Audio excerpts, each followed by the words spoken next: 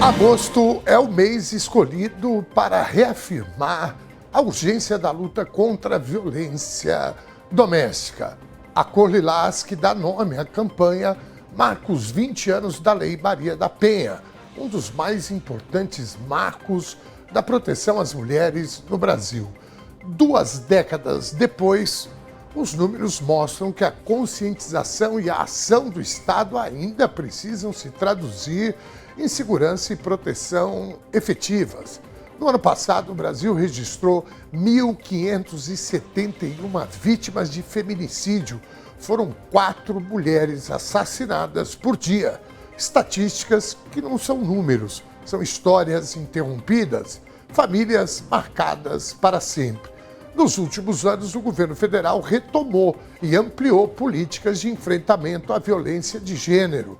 O fortalecimento do Ligue 180, a expansão da rede de casas de acolhimento, a regulamentação da lei Não é Não e as operações conjuntas com estados e municípios indicam que há um esforço nacional em curso. Mas a ação nacional não é capaz de produzir resultados sozinha. Ela depende da intenção política dos estados e dos municípios para transformar diretrizes em ações concretas.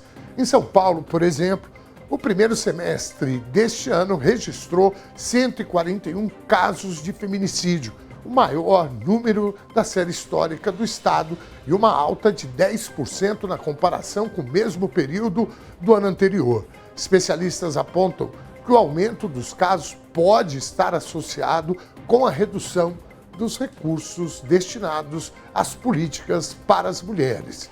Mesmo índice de queda nas intenções de votos do governador de São Paulo entre as mulheres. Sabemos que as pesquisas de aprovação são voláteis, retratos que desbotam rapidamente. No entanto, as soluções construídas no plano nacional precisam encontrar correspondência nos entes da federação, onde a agressão acontece e onde a proteção precisa chegar.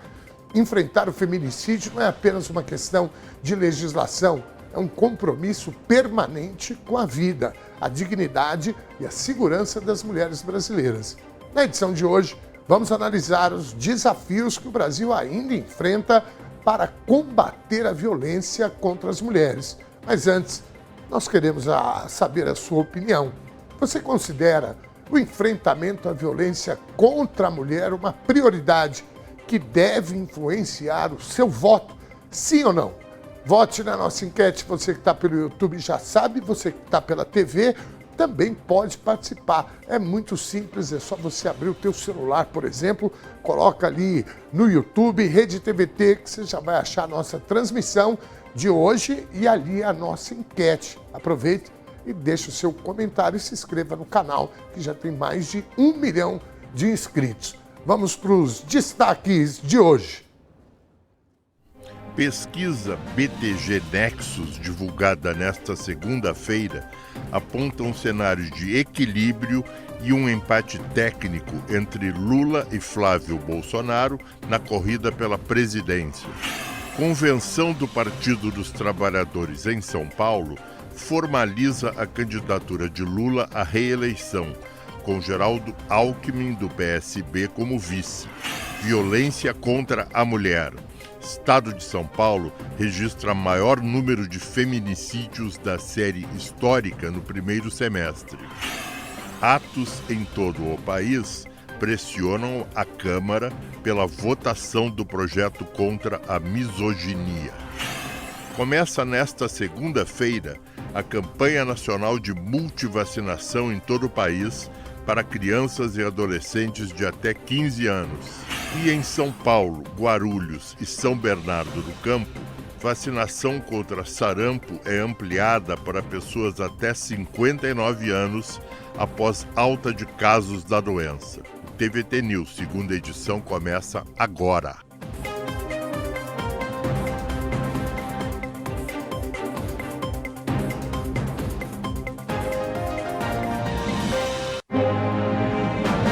Seja muito bem-vindo, seja muito bem-vinda. Esse é o TVT News, segunda edição, falando ao vivo dos nossos estúdios, diretamente aqui da Avenida Paulista, em São Paulo. A TVT se orgulha em ser a primeira e única emissora dos trabalhadores do Brasil com alcance nacional. Nós somos uma concessão pública e uma TV de verdade, trazendo jornalismo com análise, entrevistas exclusivas e sempre sobre a perspectiva de quem realmente constrói o país, ou seja, você. E para nos assistir é muito fácil e totalmente gratuito. Se você tem antena parabólica digital, já pode sintonizar a TVT em altíssima qualidade de som e imagem pelo canal 555 em todo o Brasil. Na Grande São Paulo e região metropolitana, o nosso encontro pode ser também pela antena digital na TV aberta, canal 44.1. No ABC Paulista, você nos acompanha pela Claro TV, no canal 512. Na Bahia, a sintonia é pela TV Quirimurê. E se você está no Rio de Janeiro, em Santa Catarina ou no Rio Grande do Sul, assista pela TV Com. Além do nosso jornal, fique ligado na nossa programação completa, porque às 10h30 da manhã tem o TVT News, primeira edição, ao vivo com a jornalista Thalita Galli, Laura Capriglione, Eduardo Castro e um time de convidados especiais. Às 14h tem o Sem Censura, comandado pela Cissa Guimarães. E a nossa grade da semana está imperdível. Na terça, às 9h, tem o Conversa Sem Curva com a minha apresentação. Na quinta, você confere o Juca Kfouri Entrevista. Sexta é dia de muito ritmo com o Samba na Gamboa. E no sábado, o programa combinado com Bigode e o melhor do cinema nacional no Cine TVT. E lembrando que já somos mais de 1 milhão no YouTube. Inscreva-se no canal YouTube Rede TVT para deixar seu comentário, participar das nossas enquetes, sugerir pautas e deixar o seu like. Para conferir tudo isso e a programação completa e notícias quentes do dia, acesse o portal tvtnews.com.br, porque o Brasil do futuro acontece aqui e a TVT é feita com e para você. Participe! 16h07. Neste domingo, Levante Mulheres Vivas mobilizou cidades de todas as regiões do país para pressionar a Câmara dos Deputados pela aprovação do projeto de lei contra a misoginia. O texto já foi aprovado no Senado e aguarda, em regime de urgência, o despacho do presidente da Câmara, Hugo Mota, para ser votado no plenário. O projeto de lei inclui crimes motivados por misoginia entre os punidos por discriminação e preconceito, com penas de 2 a 5 anos de reclusão. A proposta define o crime como a prática, indução ou incitação de violência e restrição aos direitos da mulher em razão à sua condição de gênero. As mobilizações ocorreram em capitais como São Paulo, Rio de Janeiro, Brasília, Salvador e Curitiba. Com faixas e cartazes pedindo um Brasil sem misoginia, os manifestantes ocuparam locais de grande circulação nas cidades. A expectativa dos grupos é de que o projeto seja pautado logo após a retomada das sessões deliberativas, prevista para a semana do dia 10 de agosto. Sabe que todas as vezes que fica pendente esse tipo de encaminhamento da Câmara, eu penso naquele apelido, né, que as ruas deram ao presidente do Congresso, ou melhor, né, da Câmara dos Deputados, o deputado Hugo Mota, que era há pouco tempo chamado de Hugo Não Se Importa. Né? Porque nós estamos falando de um problema, né? A gente abriu a edição de hoje falando sobre essa questão dos feminicídios e etc., a violência contra a mulher, né? E está lá, né? O projeto de lei contra a misoginia que está aí. Né? O deputado Hugo Não Se Importa, vai, não vai, recesso. Você, como eu, deve estar pensando, gente, mas como é que funciona esse recesso da Câmara que esses caras...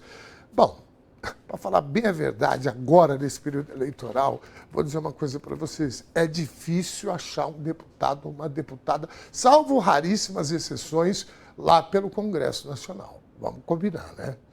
Vamos em frente, 16h09, agora 10 minutos. Os casos de feminicídio no primeiro semestre deste ano no estado de São Paulo chegaram ao maior patamar da série histórica, com 141 registros.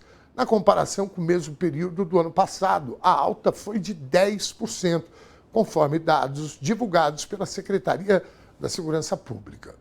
As notificações levam em consideração o número de ocorrências e não o número de vítimas. O aumento foi puxado pelo interior do estado, que registrou 96 boletins de ocorrência de janeiro a junho. Na região metropolitana, os casos recuaram de 27 para 21 no semestre. Especialistas destacam que o dado tem aumentado pela melhor capacidade de classificação do crime, ainda na delegacia, mas alertam para a intensificação da violência de gênero dentro das residências. No estado, os casos têm crescido de forma gradual e consecutiva desde 2018, quando foram registradas 57 mortes no mesmo período. No ano passado, o Brasil registrou 1.571 vítimas de feminicídio, o maior número da série histórica nacional. A taxa foi de uma vítima e 4 décimos para cada grupo de 100 mil mulheres. Olha, bom, a gente falou aí no editorial, né, que nós tivemos esse aumento de 10% e teve uma queda de 10% entre as mulheres que indicariam o voto do governador de São Paulo, que na minha avaliação, já falei aqui várias vezes, já trouxemos especialistas para falar, sem dinheiro, sem orçamento, não se faz nenhuma política pública, sobretudo essas contra a violência que as mulheres sofrem, sobretudo os casos de feminicídio. A gente já cansou de falar aqui em São Paulo, não tem delegacia de proteção à mulher que funcione sábados e domingos, que é exatamente o período onde acontecem a maioria dos casos. De segunda a sexta, as delegacias especializadas fecham às 7 ou 8 da noite, se não me falha a memória. Então, quando a gente fala, não é tudo igual, não é tudo igual.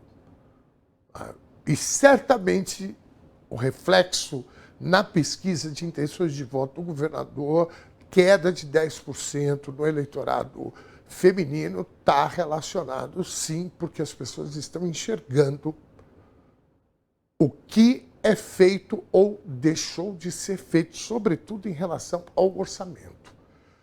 Vamos em frente. Para analisar o aumento de casos de feminicídios no estado de São Paulo, convido agora para participar do TBT News segunda edição a advogada e professora de Direito Penal, Ana Carolina Moreira, ela que também é diretora da Associação Brasileira de Mulheres de Carreira Jurídica. Boa tarde, doutora, como vai?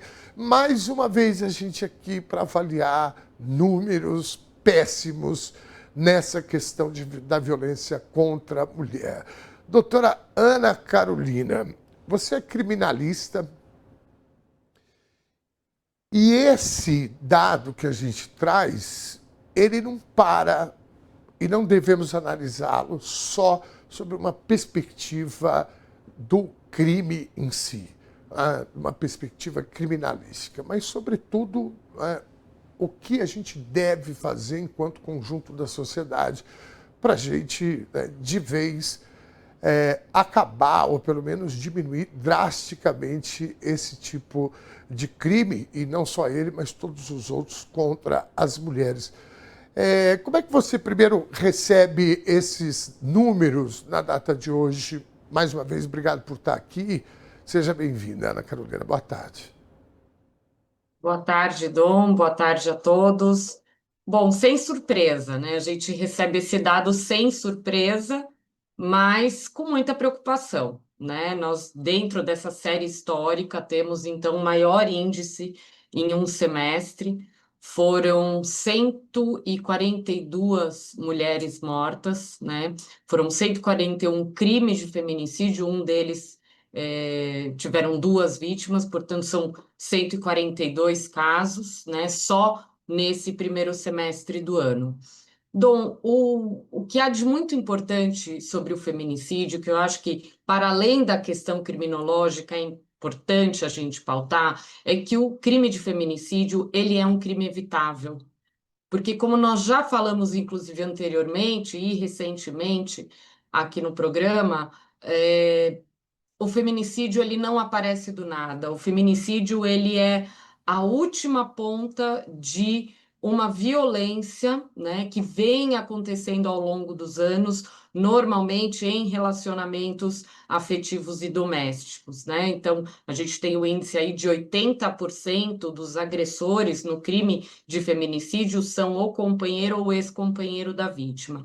Então, se trata, assim, de um crime evitável. E como que a gente pode, para além da resposta criminal, para além da repressão, como que nós podemos evitar que esse crime se consume? Como que nós podemos, a partir de medidas preventivas, resolver essa situação? E aí é um esforço conjunto, né? Que nós precisamos, tanto do Poder Judiciário, quanto e principalmente do nosso Poder Executivo com as políticas públicas. O Poder Legislativo tem feito o seu trabalho, né? Uma série de edições de leis a respeito de violência contra a mulher e violência doméstica, mas o fato é que o Poder Executivo não está dando conta, e me parece que também tem uma questão do Poder Judiciário aí envolvida, que eu até gostaria de falar com você um pouco, mas vamos lá, vamos fazer esse bate-bola. Muito bem. Não, eu, para além, né, porque a gente sabe que, de uma perspectiva da coisa pública, né, tem um time diferente para o privado mesmo, né? Quando você toma uma decisão dentro da tua empresa privada, você, olha, eu quero que faça isso, resolva, ter um prazo, etc.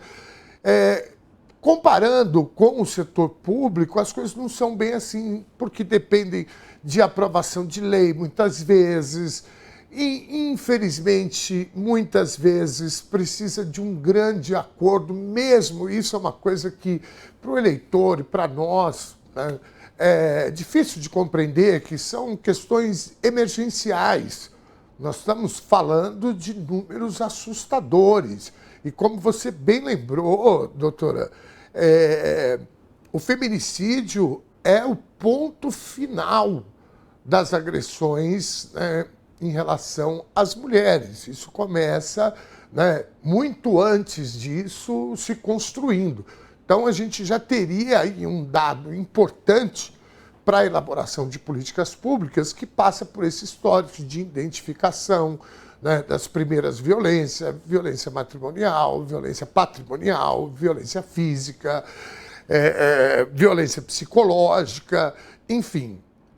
Agora, a gente olhando de uma outra perspectiva, que essa perspectiva emergencial, né, que nós temos, a gente precisa de mais rapidez. Então, quando a gente vê, não, mas o Congresso está em recesso, eu falo assim, como que um Congresso nacional, que teoricamente estaria ali para defender, entre outras questões, mas a vida da sua população, do conjunto da sociedade, né, nesse caso, as mulheres, como é que simplesmente eles entram em recesso e falam, olha, agora a gente não pode mexer com isso porque nós estamos em recesso. Ou estamos ainda discutindo dentro das comissões. Esses dias eu recebi um dado que caiu de 16 dias a média das emissões de medidas protetivas para 3 dias. Muita gente comemorou, de fato, um número muito interessante, mas se você pensar pelo outro lado, nesses 3 dias, o que uma mulher que está sob risco de vida vai fazer para se proteger, né? Então, é triste a gente olhar a situação dessa perspectiva do funcionamento da política, e o que mais me assusta é que nós estamos em ano eleitoral. Determinados parlamentares, eles não estão nem aí para a opinião pública e muito menos para o que acontece com essas mulheres. Eu tenho a impressão, uma análise rápida que a gente faz aqui, doutora, que a pesquisa mostra, de intenção de voto, a estratificação da pesquisa mostra que o governador Tarcísio caiu 10%, 10 pontos percentuais em relação às intenções de voto no grupo de mulheres. Eu tenho a impressão que isso é uma resposta da sociedade, porque é dado público o que ele fez com o orçamento, né, da secretaria para combater justamente esse tipo de crime. Bom, como é que você avalia isso? Eu estou ansioso para ouvir você falar dessa questão jurídica também. São várias coisas, né? Para a gente ter uma política preventiva, né, desse crime, que, como a gente já falou, é evitável, todos os poderes, para além da sociedade, obviamente, precisam estar compromissados com a diminuição desses índices. Então, nós temos primeiro um legislativo que, como você bem colocou, entra em recesso, ou seja, e é ele que vai, de certa forma, pautar algumas políticas públicas que são necessárias. Uma delas é aquilo que a gente volta sempre aqui, para que a gente reduza a taxa de feminicídio, para que a gente reduza a taxa de violência contra a mulher, inclusive, Dom, fazendo um paralelo aqui muito rápido, mas também importante, também aumentou o número de estupros no nosso estado, aumentou 6%. Tá? Então, é um outro dado alarmante que a gente também precisa tomar conta, que a gente também precisa de política pública nesse sentido. Mas uma das questões que o Legislativo está postergando é a questão do PL da misoginia, porque nós não vamos conseguir diminuir esses índices de violência contra a mulher enquanto a gente tiver uma rede social que não é regulamentada e que o ódio contra a mulher fica sendo propagado por todos os lados. Então, esse deveria sim ser um compromisso do Poder Legislativo em relação à violência contra a mulher. Esse é um ponto. O outro ponto que me chama muito a atenção e que me parece muito preocupante é a questão de como o Poder Judiciário se posiciona diante de descumprimentos de medidas protetivas. Dom, nós temos mecanismos legais seríssimos em relação a isso. Nós temos um crime, né, de descumprimento de medida protetiva e nós temos a possibilidade do juiz decretar prisão preventiva de alguém que viola a protetiva. Agora, se eu não tenho um poder judiciário compromissado com toda essa estrutura jurídica que nós temos de proteção contra a mulher, não adianta eu ter a lei, não adianta eu ter o mecanismo. E são sucessivas as vezes, Dom, que infelizmente eu, enquanto advogada de vítimas de violência, noticio o descumprimento de medidas protetivas e a resposta do judiciário é: a vítima tem advogada constituída, ela que adote providências. Esse é um posicionamento absolutamente equivocado, porque se eu estou noticiando em um processo a violação de uma protetiva, eu estou noticiando a prática de um crime. E isso, o que deveria decorrer disso? A imediata ação do Ministério Público, requerendo instauração de inquérito policial e avaliação, se não é o caso de decretação da prisão preventiva. Enquanto o Poder Judiciário também não tiver esse compromisso com as vítimas e achar que elas que precisam tomar as iniciativas em relação ao descumprimento de protetiva, nós vamos ainda continuar lidando com esse aumento de taxas de feminicídio. E, por outro lado, o Poder Executivo, essa decisão precisa ser uma decisão de início, né? Uma decisão ali embrionária. Você não vai combater violência contra a mulher sem fiscalização de descumprimento de medida protetiva, e para isso você precisa de orçamento. Né? Esses 3 dias que essa mulher fica aguardando o deferimento ou não de uma medida protetiva, Dom, ela precisa estar com uma rede de apoio. E essa rede de apoio a gente não pode jogar no colo da família ou da rede de apoio afetiva dessa mulher. É o Estado que tem que garantir a essa mulher que nada vá ocorrer com ela até que o Poder Judiciário possa deferir uma medida. Então, tudo isso é questão orçamentária. Se a gente não tiver os 3 poderes da República conjuntos, né, lidando com essas situações que são práticas, que são empíricas e que a gente vê no nosso dia a dia, nós vamos continuar lidando com esses aumentos de taxa, infelizmente. Você trouxe um dado do aumento dos casos de estupro. Né? É certo a gente analisar, doutora, que quando você não combate o crime mais terrível, a última instância, digamos assim, em relação à violência contra a mulher, que é o feminicídio, ou seja, a morte da mulher, você abre também uma certa relativização das outras violências cometidas por homens contra as mulheres. O caso do estupro, como você falou, que é tão bárbaro como talvez o feminicídio, mas você vai descendo aí as prateleiras, né, de deixar da sociedade ou o Estado, o conjunto do Estado, relativizar essas questões. Porque se nem o crime mais bárbaro, que é tirar a vida de uma pessoa, mais extremo, e o estupro, que é, né, uma das aberrações humanas mais terríveis contra as mulheres, naturalmente, eu imagino que você está relativizando toda a cadeia de crimes e violências cometidos contra as mulheres. Está correta essa análise, doutora?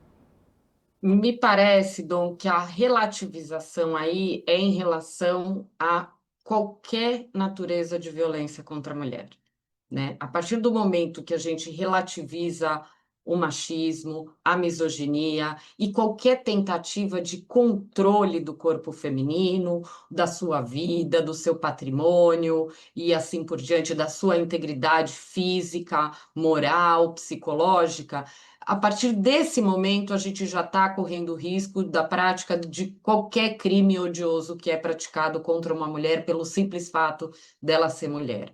Então é por isso que discutir a questão do pele da misoginia é uma questão urgente. É por isso que a gente ter definitivamente uma regulamentação séria e que seja seguida pelos provedores e pelas redes sociais em relação àquilo que é publicado também é algo muito urgente para nós, porque não adianta a gente ter mecanismo de repressão se a gente não está educando a nossa sociedade, se a gente não está regulamentando como as pessoas estão convivendo hoje em ambiente digital, né? Então, nós temos aí os red pills, nós temos discursos de ódio contra mulheres virando curso, né, Dom? A gente tem curso de discurso de ódio contra a mulher. Então, assim, enquanto a gente não parar para cuidar dessa questão, dessa questão da necessidade de controle dos corpos femininos, os corpos das mulheres, a gente ainda vai continuar lidando com esses crimes, de uma violência moral, que já é grave, até um crime de estupro, um crime de feminicídio. Então, tudo isso me parece que tem uma origem, né, própria. E é exatamente nessa origem que a gente precisa, não só enquanto sociedade, mas principalmente enquanto Estado, atacar. Muito bem, doutora Ana Carolina, agradeço demais. Vamos torcer aqui que essa novidade, triste novidade em relação à pesquisa, né, o aumento do feminicídio em 10% aqui em São Paulo, mas que coincide também, né, com o abalo na candidatura, pelo menos nas pesquisas em relação à intenção de voto, do atual governador, que a gente tem denunciado aqui, vários especialistas, falando sobre a diminuição do orçamento, né? Tomara que a classe política, não só de São Paulo, mas do Brasil inteiro, entenda, né, de uma vez por todas, que a sociedade brasileira não aceita mais esse tipo de comportamento e crimes, né, como você disse, que está virando uma onda, né? Nós estamos tendo agora, infelizmente, parte da sociedade, né, organizando cursos, né, grupos organizados nas redes sociais, às vezes, inclusive, adolescentes, né, criando uma realidade paralela que nos remete à idade medieval, né? Vamos torcendo aí, trabalhando para que a gente consiga, né, resolver essas questões de uma forma ou de outra. Excelente semana para você, doutora. Muitíssimo obrigado por estar aqui com a gente, viu? Obrigada, Dom. Fica uma torcida e fica um compromisso das mulheres, né, em votar em pessoas que defendem os nossos direitos. Muito obrigada e boa semana. Abraço grande. 16 horas e 29 minutos. A gente vai para um pequeno intervalo agora e voltamos já com a campanha nacional de multivacinação para crianças e adolescentes de até 15 anos e a ampliação da vacinação contra o sarampo aqui em São Paulo. Sai daí não.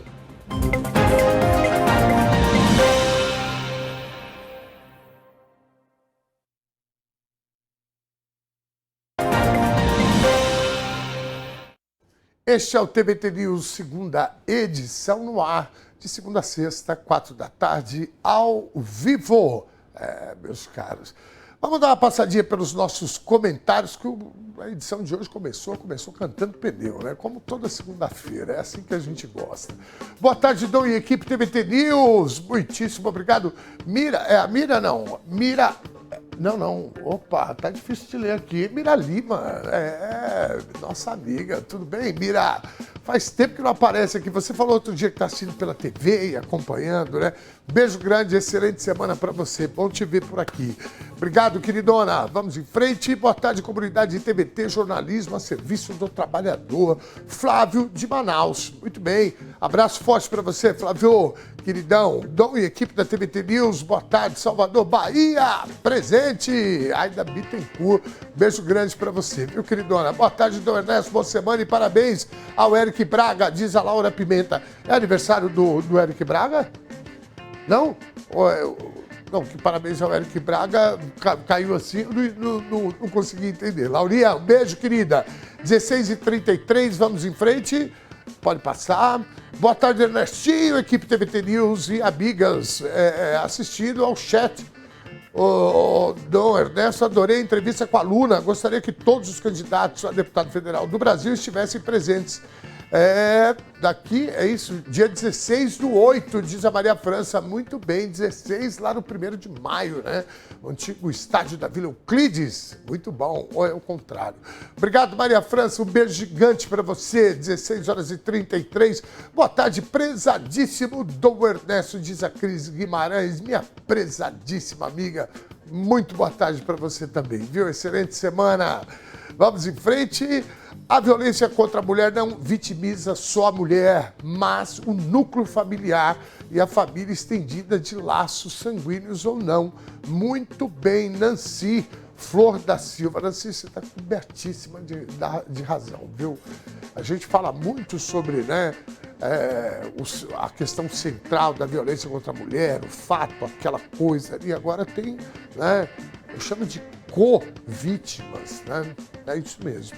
Obrigado, Nancy. Um beijo gigante para você. Adoece todo mundo. Família, filhos, irmãos, pais. É um horror. Boa tarde, gurizada. O desespero pela derrota eminente levou eles a requebrarem... requebrarem fakes. Agora é a anti-vax. Não tem vergonha na cara essa gentalha. Esse é o mais... Para mim... Bom, é difícil escolher o mais baixo nível, né? Queridões e queridonas. É verdade. É difícil, né, a gente classificar o que é pior, mas essa coisa anti-vax aí, para mim, eu falo, gente, não é possível. Foi a vacinação que mudou a humanidade, que fez a gente virar uma página lá no século XIII, cara. As pessoas querem discutir isso agora, isso é de uma covardia que não tem tamanho.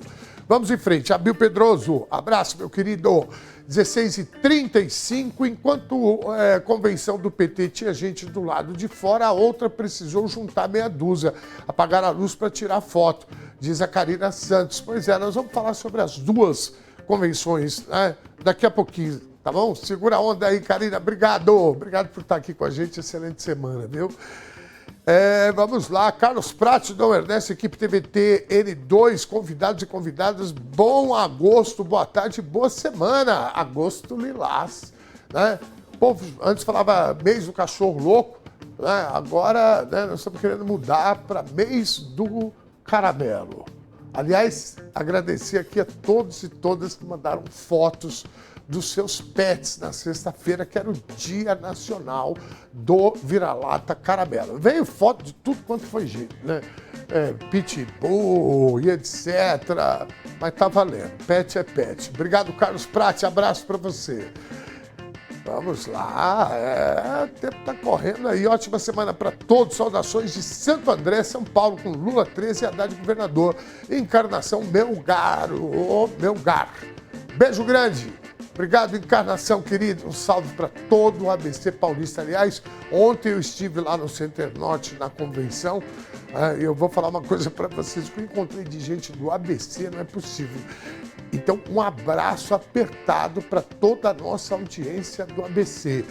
Santo André, São Bernardo, São Caetano, Diadema, Mauá, Ribeirão Pires, Rio Grande da Serra. Faltou algum? Não, tá tudo aí. Beijo gigante para vocês, viu? Vamos em frente e boa tarde a todos. Dom, vamos agora na eleição votar em candidatos para o Senado e Câmara que estão ao lado do presidente Lula, diz a Isilda Siqueira. Muito bem, Isilda Siqueira, boa sorte para todos os candidatos, né? E é isso, o Congresso Nacional, né? A Câmara Nacional precisa ter equilíbrio aí com os outros poderes, né? Então, realmente, o eleitor brasileiro precisa olhar para essa questão mesmo. Vamos em frente, Zilda, um beijo gigante para você, viu? Boa tarde, Dom, você está muito elegante hoje, meus parabéns pelo maravilhoso programa. Maria, tá difícil para eu ler aqui, Maria Dolores Carvalho, eu chamo Carvalho também, viu? Maria Dolores, beijo gigante para você, obrigado, viu? Vamos em frente e... essa beca aqui, né? O meu amigo Fratelli, né? O Zé Neto da Alfaiataria Fratelli. Temos aí a tarjinha? Temos aí, que bonitinho. Ó.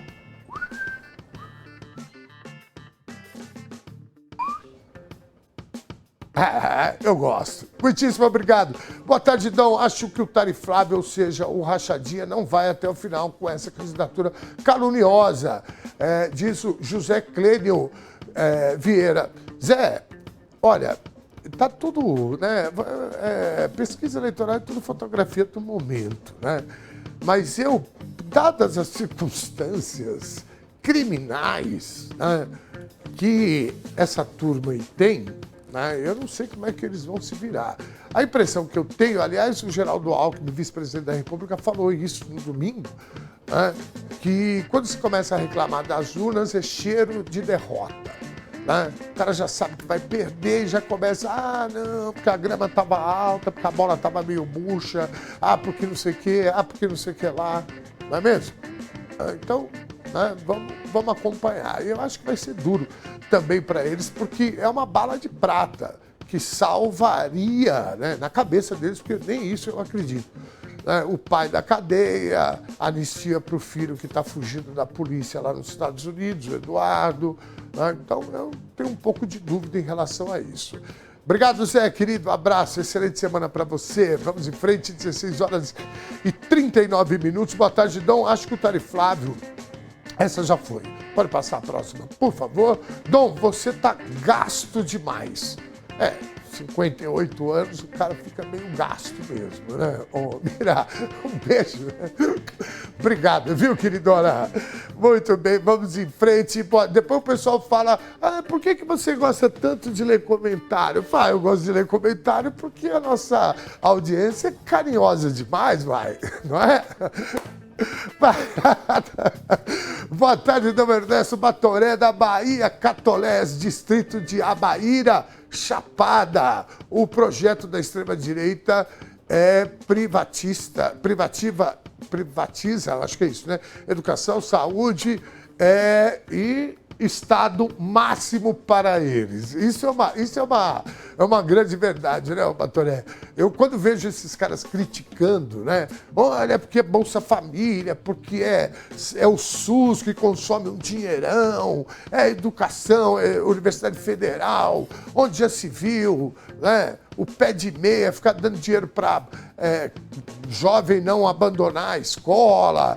Isso é um absurdo, é o Estado, Bolsa, já falei do Bolsa Família, né? O Luz para Todos, enfim, tudo quanto é projeto, para dar um pouquinho mais, né, de alento aos mais necessitados, aparecem esses cabras aí de vez em quando, né? Aí o cara fala, não, porque o Estado não pode, normalmente tomando um escão e fumando um charuto, né? Não pode, onde já se viu, os liberais, isso aqui. Mas aí você vai olhar a história do cara, todos eles mamam na teta do Estado, e por vários caminhos, né? Pelo financiamento dos bancos públicos, o plano Safra, essa turma do agro, né? É uma loucura, gente. É só puxar o fio que a gente acha mesmo qual que é dessa gente aí. 16h41. Abraço, Batoré. Obrigado pela mensagem, viu, irmão? Vamos em frente aí, temos mais 2 ou 3. Por favor, sempre pela internet, minha antena da TV deixa na mão, diz o Amaro, não é isso? Amaro Dornelles. Bom, de onde, Amaro, coloca pra gente de onde você tá teclando, né?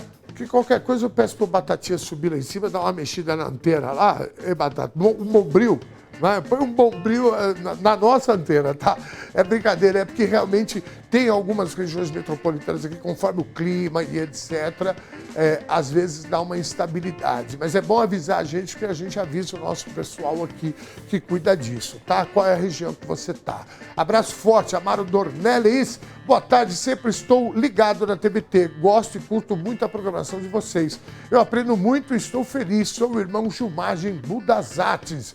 Irmão Gilmar, a paz do Senhor com você. Eu adoro os evangélicos que têm consciência de classe, né? E o que se passa no nosso Brasil, zil. Né? Obrigado, Gilmar, querido. Vamos interromper um pouquinho aqui a nossa participação, porque a gente tem muita pauta para tocar.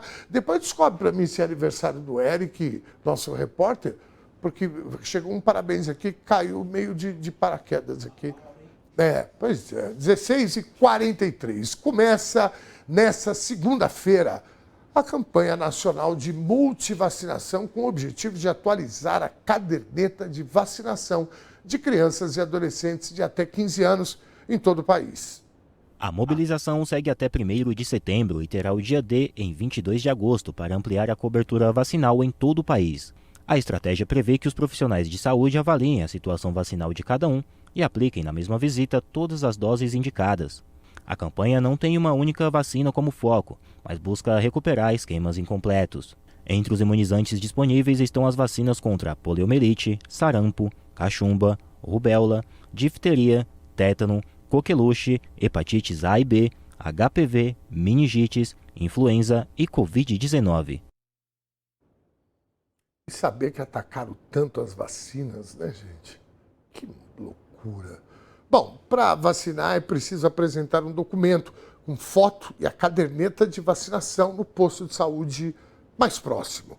Bora lá, tá? Pegar a criançada toda aí e vacinar. Além da estratégia nacional, o Ministério da Saúde recomendou que a vacinação contra o sarampo seja ampliada em Guarulhos, São Bernardo do Campo e o município de São Paulo para todas as pessoas entre 6 meses e 59 anos. A medida foi adotada após a identificação de uma cadeia de transmissão relacionada à importação do vírus nessas localidades. O estado de São Paulo confirmou o 16º caso de sarampo registrado nesse ano. O paciente é um bebê do sexo masculino, com menos de 1 ano e que já tomou uma dose da vacina tríplice viral. Dos 16 casos confirmados, 13 foram registrados na cidade de São Paulo, 2 em São Bernardo do Campo e 1 em Guarulhos. A campanha inclui todas as pessoas entre 6 meses e 59 anos, mesmo aquelas que já receberam a vacina contra o sarampo. O imunizante aplicado será a tríplice viral, que também protege contra a cachumba e rubéola.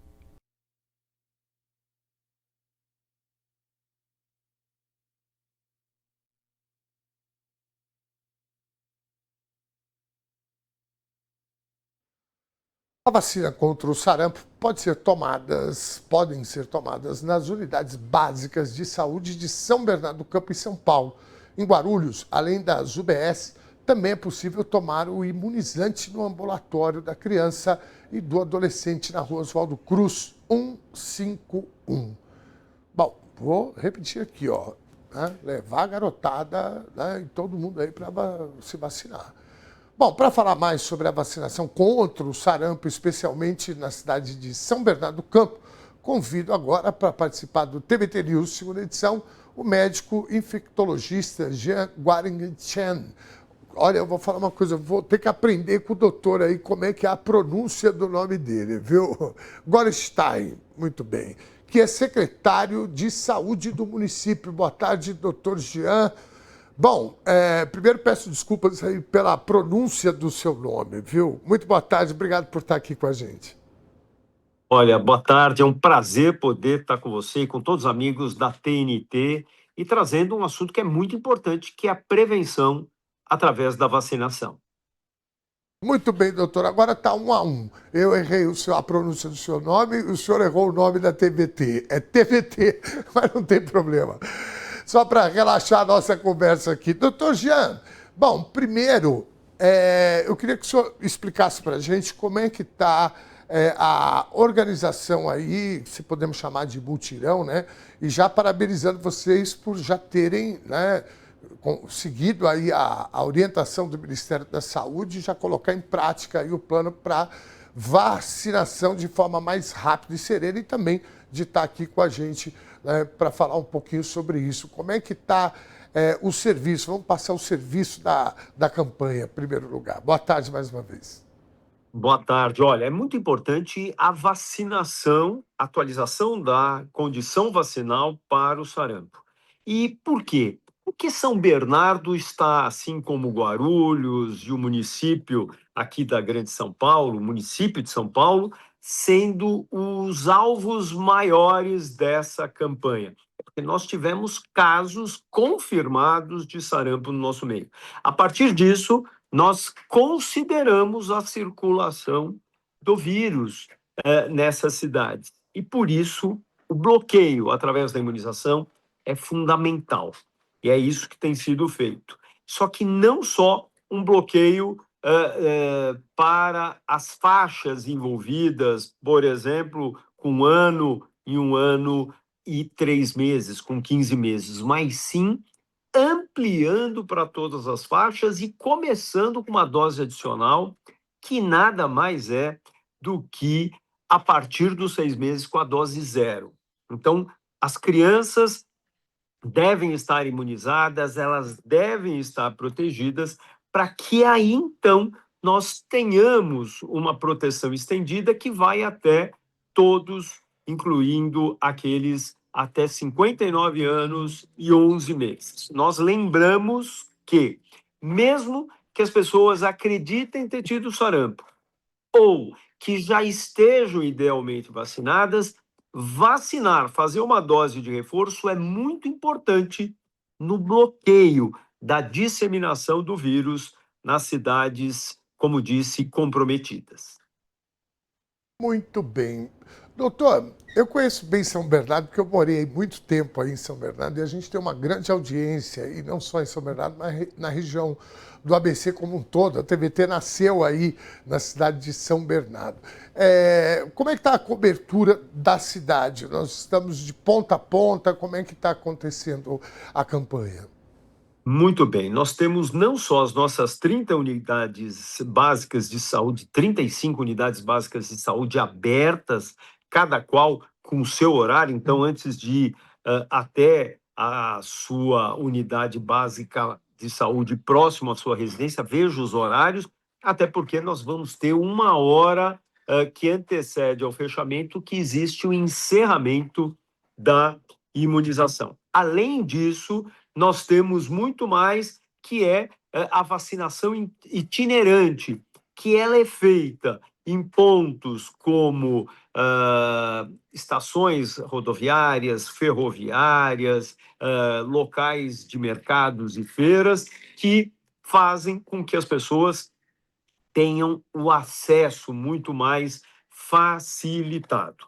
Então, estejam vacinando, a vacinação é uma forma de se proteger contra um vírus que tem uma capacidade de infestação muito grande. Só para se ter uma ideia, uma pessoa infectada num ambiente fechado consegue contaminar 12 a 18 pessoas. Por isso, realmente, a importância que nós temos de proteção da população através, como disse, da imunização. Bom, muito bem, doutor. 2 perguntas bem simples, mas que às vezes as pessoas podem estar se perguntando. Vacinação é gratuita, né? A vacinação é totalmente gratuita pelo Sistema Único de Saúde. Se eu não tenho a minha carteirinha, não tem problema, vá com o seu documento e vacine. Se eu não sei se vacinei ou não, também não tem problema. Lembra que a gente falou que a gente vai vacinar a todos de forma totalmente indistinta. Uma outra questão que o senhor trouxe que é muito importante. Mesmo quem já teve sarampo tem que se vacinar, correto, doutor? Você sabe o que acontece? A gente nunca sabe se aqueles sintomas que a gente teve no passado foram realmente determinados como sarampo. A gente sabe que quem teve sarampo tem imunidade duradoura, mas muitas vezes a gente não sabe se houve uma confirmação ou não. Então, frente a isso, existe uma necessidade de vacinar para garantir que todos estejam imunizados. Mas tem um alerta: nem todo mundo pode tomar essa vacina. Mulheres grávidas, pessoas que têm algum problema na sua imunidade, tomem corticoide em altas doses, imunossupressores, não podem receber esse imunizante por uma única razão: ele é formulado por vírus enfraquecido, um vírus bem fraquinho. Mas para quem já tem problema na sua imunidade, na sua defesa, pode desenvolver a doença. Portanto, a contraindicação. Então, tanto aqueles com problema na sua imunidade, quanto mulheres grávidas. Muito bem, doutor Jean, muitíssimo obrigado. Desejo uma excelente campanha para vocês. São Bernardo, como vários outros municípios, tem uma cultura, uma tradição de vacinação, de taxa de vacinação muito alta. Isso se deve à competência, obviamente, de todos os profissionais da saúde do município, o qual o senhor representa e representa muito bem. Obrigado por ter aceito a nossa entrevista aqui, a sua participação no jornal. Forte abraço, doutor. Olha, um forte abraço a você e a todos os amigos da TVT. É um prazer poder estar trazendo essas informações e convidando cada um de vocês, mesmo aquele que muitas vezes não more na nossa cidade, mas que trabalhe por aqui, nossos postos estão abertos para acolher a todos também com muito carinho. Muito bem, um abraço forte, doutor. Mais uma vez, obrigado e parabéns. Muito obrigado. É isso que a gente precisa, né? Tá aí, ó, gestor público que vem aqui na imprensa prestar conta, passar a campanha e falar da importância da campanha e das vacinas. Vamos para a nossa vinheta das eleições, porque começou e o bicho está pegando. Roda aí.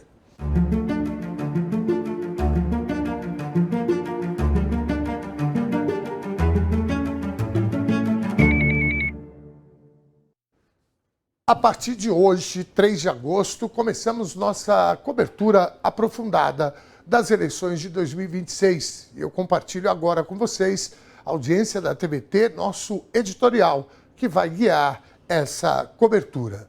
Democracia não se negocia. O compromisso da TVT é com a verdade. A partir de agosto, teremos eleições no Brasil e fazer jornalismo em tempos de intensa mobilização exige muito mais do que técnica, exige lado. Para a TVT, emissora educativa, mantida pelos trabalhadores e trabalhadoras e dedicada à promoção da cidadania, a informação nunca foi um produto neutro. Ela é um instrumento essencial de transformação social, de defesa dos direitos humanos e de construção diária da democracia. Por isso, a Rede TVT colocará à disposição da sociedade, seja em seu site, redes sociais e na TV, uma ampla cobertura do cenário eleitoral brasileiro. Nosso foco está na democracia e a nossa principal missão é com a verdade. Sabemos que o desafio não será fácil, ao mesmo tempo em que julgamos a necessidade de um debate sério sobre os problemas de nossa sociedade e o futuro que queremos ter. Somos inundados com mentiras, fake news e falsas simetrias que tentam afastar o debate para a verdadeira luta, o combate às desigualdades e o avanço de um país soberano que pensa no bem-estar do seu povo. Por isso, e pensando no eleitor, na verdade e na democracia, a TVT planeja dar destaque aos principais candidatos, suas ações de campanhas, garantindo prioritariamente a defesa intransigente da soberania nacional. 16 horas e 56 minutos. O PT oficializou a candidatura de Lula à reeleição em convenção realizada neste domingo na Zona Norte de São Paulo. O evento contou com a presença de coligados, líderes sindicais e militância. Vamos conferir. O Expo Center Norte recebeu a convenção que oficializou a chapa Lula-Alckmin. e marcou também a caminhada de Lula rumo ao possível quarto mandato.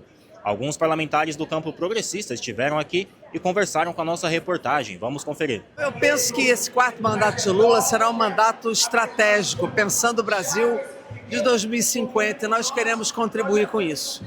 Nosso partido já está contribuindo para o programa de governo de Lula e eu tenho certeza que, como estadista que é, ele vai afirmar o Brasil com soberania, vai afirmar o Brasil com estabilidade democrática, mas também com um projeto nacional de desenvolvimento, reindustrializando esse país, gerando empregos qualificados, gerando autonomia financeira às mulheres e fazendo com que o Brasil se insira de forma cada vez mais forte e soberana nessa geopolítica internacional. O presidente Lula não leu, ele viveu a escala 6x1.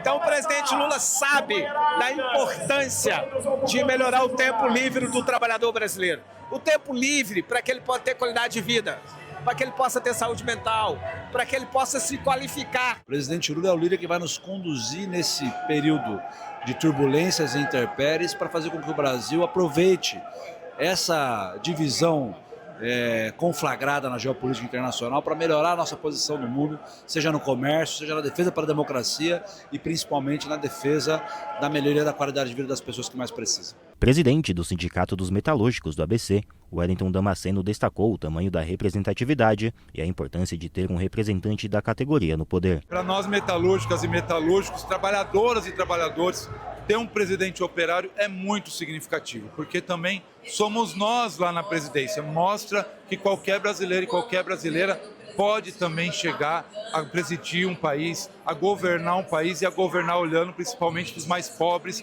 e para a classe trabalhadora. O próximo passo agora é registrar as candidaturas no TSE. O pontapé inicial da campanha do presidente Lula será no próximo dia 16, na Vila Euclides, mais especificamente no estádio 1º de Maio, em São Bernardo do Campo. Eric Braga para o TVT News, segunda edição. Muito bem. Agora sim, parabéns, Eric Braga. Uma nova pesquisa eleitoral divulgada nesta segunda-feira, dia 3 de agosto, aponta um cenário de extremo equilíbrio e um empate técnico na corrida pela presidência da República. No primeiro turno, o presidente Lula, do PT, aparece com 41% das intenções de voto. O senador Flávio Bolsonaro, do PL, vem logo atrás com 37%. Com uma margem de erro de 2 pontos percentuais para mais ou para menos, os dois candidatos estão empatados tecnicamente. O empate técnico foi alcançado após uma subida expressiva de Flávio Bolsonaro, que tinha 33% no levantamento anterior, do dia 27 de julho, e cresceu 4 pontos. Já o presidente Lula oscilou 1 ponto para baixo, vindo de 42% na pesquisa anterior. A disputa segue polarizada e os demais candidatos aparecem distantes da liderança. Ronaldo Caiado soma 5% das intenções de voto, seguido por Renan Santos, com 4%. Romeu Zema tem 3%. Augusto Cury, Cabo Daciolo e Samara Martins aparecem com 1% cada um. Os outros nomes testados não pontuaram. Eleitores que declararam voto em branco, nulo ou em nenhum dos candidatos somam 4%, enquanto 3% não souberam ou não responderam. 17 horas em ponto, a pesquisa também mostra que um eventual segundo turno, Lula e Flávio Bolsonaro ficariam em empate técnico, no limite máximo, com Lula registrando 46% e Flávio com 45%. Lula também fica em empate técnico em um confronto direto contra o governador Ronaldo Caiado, com 46% a 42%. Já contra Romeu Zema, o petista tem 46% a 40%. Contra Renan Santos, o placar é de 47% a 37%. O clima de polarização se repete nos índices de rejeição. Já que Lula e Flávio Bolsonaro são os mais rejeitados pelos eleitores, empatados com 49% cada um. Além disso, a pesquisa revelou que a avaliação do governo Lula é considerada ruim ou péssima por 43% dos entrevistados. Outros 37% consideram a gestão ótima ou boa, enquanto 18% avaliam como regular. A pesquisa BTG Nexus ouviu 2.002 eleitores por telefone entre os dias 31 de julho e 2 de agosto.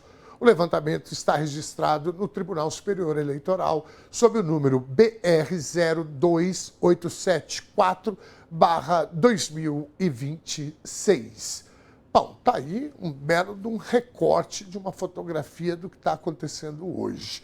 Os números dessa nova pesquisa BTG Nexus trazem um alerta muito claro para as duas principais candidaturas, consolidando um cenário de polarização extrema e um empate técnico real na liderança do processo eleitoral. O dado mais dinâmico desse levantamento é, sem dúvida, a subida rápida de Flávio Bolsonaro, que saltou de 33% para 37% das intenções de voto em apenas uma semana. Esse avanço de 4 pontos percentuais é o ponto central da análise, porque ocorre fora da margem de erro, que é de 2 pontos para mais ou para menos. No mesmo período, o presidente Lula registrou uma oscilação milimétrica de 1 ponto para baixo, passando de 42% para 41%. Essa movimentação combinada estreitou a distância entre os dois líderes para apenas 4 pontos, o que configura o empate técnico no limite da margem de erro no primeiro turno. Essa proximidade e o alto grau de polarização se repetem de forma ainda mais acirrada na simulação de segundo turno. Lula aparece com 46% e Flávio Bolsonaro com 45%. Um cenário de igualdade quase absoluta dentro da margem de erro. Para além das intenções de voto, o termômetro mais preocupante para os dois lados é o índice de rejeição. Lula e Flávio Bolsonaro dividem exatamente o mesmo patamar de resistência do eleitorado. 49% dos entrevistados declaram que não votariam de jeito nenhum em Flávio Bolsonaro. E os mesmos 49% dizem o mesmo sobre o presidente Lula. Isso significa que praticamente metade do eleitorado nacional se mostra refratária aos dois líderes candidatos da disputa. Outro fator que ajuda a explicar esse estreitamento é a avaliação da atual gestão federal. O levantamento mostra que 43% dos eleitores classificam o governo Lula como ruim ou péssimo, contra 37% que o avaliam como ótimo ou bom e 18% que o consideram regular. Esses números evidenciam que o desgaste na percepção pública da administração federal tem gerado reflexos diretos na competitividade eleitoral, permitindo que a oposição capitalizasse essa insatisfação nessa rodada.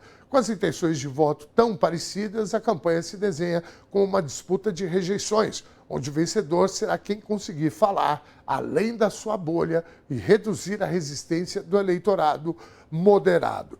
Bom, tudo isso, né, é uma fotografia, como eu tenho falado aqui, né, uma fotografia do momento. E uma eleição polarizada, eu vinha repetindo isso, com essa subida do Flávio, é bom porque eu acho que fica mais didático esse raciocínio.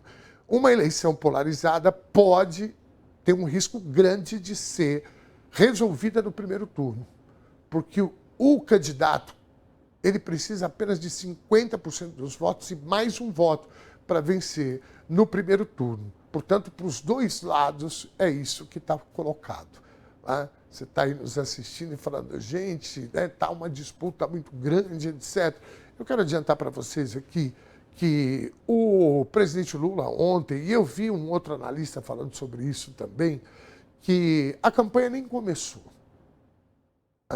Os candidatos não podem nem pedir voto. Aliás, o presidente Lula, o Flávio Bolsonaro já sim, o Lula a partir do dia 16. Aliás, perdão, informação errada, nem o Flávio Bolsonaro. A partir do dia 16, que é o dia que começa a campanha política, aí sim eles podem pedir voto. Esse é uma informação importante, por quê? Porque quando você pede o voto, começa a pedir o voto, a tendência é que haja uma movimentação nessa fotografia. Como eu tenho dito, nós temos uma eleição que vai ser plebiscitária, sim ou não, e altamente com critérios comparativos. Flávio Bolsonaro representa o pai Jair Bolsonaro, que está preso por tentativa de golpe de Estado, mas que teve 4 anos para mostrar o que ele e a sua força política pôde entregar para o Brasil. E, da mesma forma, o presidente Lula, que é o atual presidente. Então, o eleitor, né, vai passar a comparar as duas administrações, as duas gestões, e aí a gente vai poder ter uma definição talvez mais próxima do resultado final. Daqui a pouco a gente volta com mais resultados da pesquisa BTG Nexus, porque agora vamos direto para o Rio de Janeiro. A Casa Fluminense lança a Agenda Rio 2030, um conjunto de propostas estratégicas para enfrentar desigualdades históricas e promover o desenvolvimento justo na região metropolitana do Rio de Janeiro. Quem traz todos os detalhes para a gente é o nosso repórter Jader Teófilo. Jader, seja muito bem-vindo. Boa tarde, Rio de Janeiro. Oi, Ernesto. Boa tarde para você, para todo mundo que está com a gente aqui no TBT News, segunda edição. Mais uma vez, trazendo uma agenda focada aí, né, nos próximos anos, nos próximos 4 anos. No final de julho, a gente trouxe a agenda do Instituto Marielle, justamente para pautar os candidatos às eleições de 2026. E dessa vez, a Casa Fluminense também apresenta a sua agenda, a Agenda Rio 2030, Rio 2030, que são construções de propostas para que o Rio estabeleça algumas diretrizes a fim de estabelecer realmente um desenvolvimento da cidade, do Estado, né? E garantir também direitos para a população, em especial população mais vulnerável, população da Baixada Fluminense, população da região metropolitana, da periferia do Rio. Bom, esse estudo, esse documento, ele traz 10 diretrizes com temas variados sobre segurança pública, questão ambiental, acesso à cultura, transporte, moradia, tudo isso construído com base na escuta de 30 lideranças em 18 territórios, entre bairros e cidades, mas sempre ali observando o que é mais urgente para a população neste momento. Eu conversei com a Luísa Sampaio, que é gerente programática da Casa Fluminense, que falou sobre esse documento, né, sobre essa agenda, e destacou qual que é a prioridade entre essas 10 hoje no Rio de Janeiro. Vamos ver. A gente tem hoje o que a gente chama de 10 prioritárias, então são 10 propostas de políticas públicas intersetoriais, interseccionais, que olham para o que as cidades precisam ter até 2030 para serem cidades mais justas e também mais sustentáveis. É a questão da segurança pública, né? A gente vive um Estado que prioriza o armamento, não necessariamente a paz, e a partir disso colocou as operações policiais como principal foco de ação dentro do sistema do que é segurança pública, né? E aí a gente tem debatido muito sobre quem tem se sentido mais seguro a partir das operações policiais. Ano passado a gente vê um dos maiores massacres da história, o massacre da Penha, e a partir da escuta desse território, e a Casa acabou de fazer o lançamento da Agenda Rio na Penha, né, no Complexo da Penha, na Arena de Cro, a gente coloca como prioridade, né, como uma das propostas prioritárias, pensar cidades mais seguras. E pensar cidades mais seguras tem a ver com um investimento em infraestrutura que amplia a circulação das pessoas, né? Que todo mundo se sente mais seguro quando a gente está vivendo em comunidade, né? A partir desse comunitário, a partir de praças que funcionam, a partir de uma iluminação, a partir de oferta de políticas públicas, oferta também de ações culturais descentralizada pela cidade, né? Então que amplia a circulação, deixa as pessoas mais à vontade e confortáveis para estar de forma coletiva na rua. Fala importante da Luísa sobre estrutura e segurança, porque dialoga diretamente com outro tópico da agenda, que é a questão de justiça climática. E aí é impossível não relacionar com o vendaval que teve na última semana, né, na quarta-feira, porque, bom, embora o vendaval tenha atingido toda a cidade, quem mais foi atingido pelas consequências desse vendaval foram as regiões periféricas. A gente trouxe aqui, né, a Vivi, inclusive estava no ar quando começou aquela ventania, e toda essa região central ficou sem luz A Zona Sul também ficou sem luz, assim como boa parte da cidade. Mas esse pico de energia, né, essa pausa na energia, durou 1 hora, cerca de 1 hora, tanto aqui no centro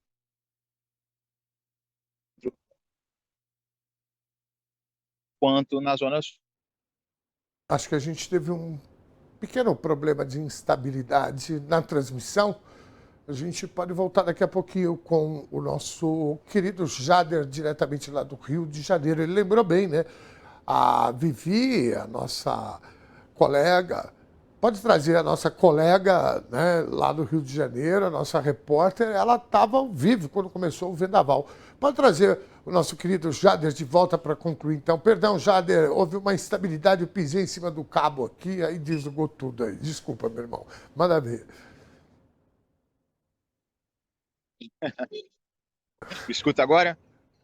Sim, perfeitamente. Então vou seguir por aqui. Perfeito. A Vivi, justamente como eu dizia, ela estava aqui no momento do início daquela ventania, né? Houve uma queda de energia justamente nessa região central, na Zona Sul, mas essa queda de energia durou apenas 1 hora. Agora, existem locais aqui do Rio de Janeiro, em que, como Nova Iguaçu, por exemplo, que é a Baixada Fluminense, que se a queda de energia ficou durante 4 dias seguidos, Ernesto. Então, assim, isso mostra o descaso realmente e o despreparo do Rio de Janeiro para lidar com algumas questões climáticas, com os impactos climáticos, principalmente naquelas regiões que já sofrem com outras questões sociais, né? Falta preparo, falta atenção, na verdade, dos políticos mesmo, falta uma vontade de política pública para que essas pessoas tenham realmente uma estrutura para lidar com questões climáticas, questões de moradia, de estrutura. A gente relembra as questões que a gente sempre traz aqui todos os anos, né? A questão do calor, como as escolas públicas estão despreparadas para lidar com a questão do calor, as salas de aulas que não são climatizadas. Então, quem sofre, em especial, com esse impacto climático, é sempre essa população mais pobre, periférica, é a Baixada Fluminense, a região metropolitana do Rio de Janeiro. Tudo isso é pautado nessa agenda Rio 2030 da Casa Fluminense. Eu volto com você. Muito bem, querido Jader. Você lembrou bem aqui, né? A Vivi, nossa repórter, estava ao vivo aí quando começou o vendaval aí no Rio de Janeiro. Muitíssimo obrigado pela tua participação, querido Jader, sempre trazendo pautas importantes aí, tudo, absolutamente tudo é política, inclusive a informação que a gente leva para o nosso telespectador. Abraço forte, excelente semana, espero vê-lo aqui outros dias dessa semana, viu, querido? Boa tarde. Estarei aqui, Ernesto. Um abraço para você e até mais. Para você e equipe, parabéns.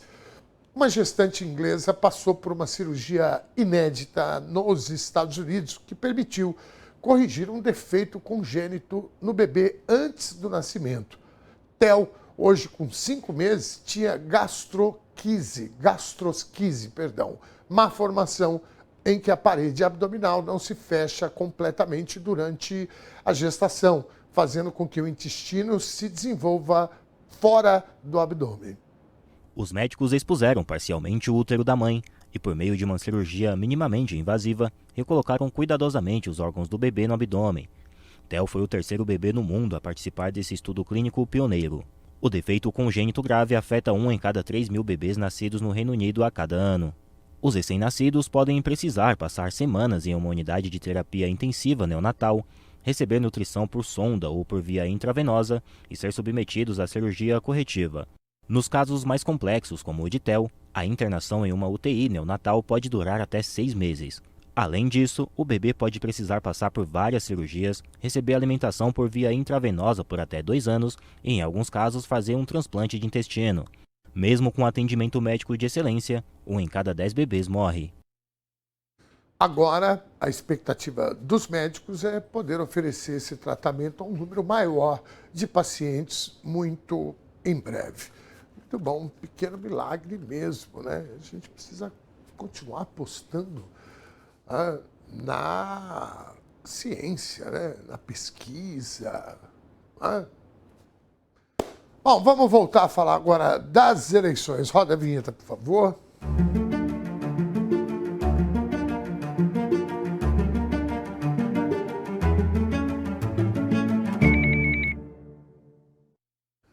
Durante a convenção estadual do PL em Santa Catarina, realizada no último sábado, o senador Flávio Bolsonaro, indicado pelo partido para disputar a presidência da República, fez um pedido de votos aos apoiadores. Em um dos trechos de seu discurso, o parlamentar afirmou, abre aspas, votem no Flávio, fecha aspas.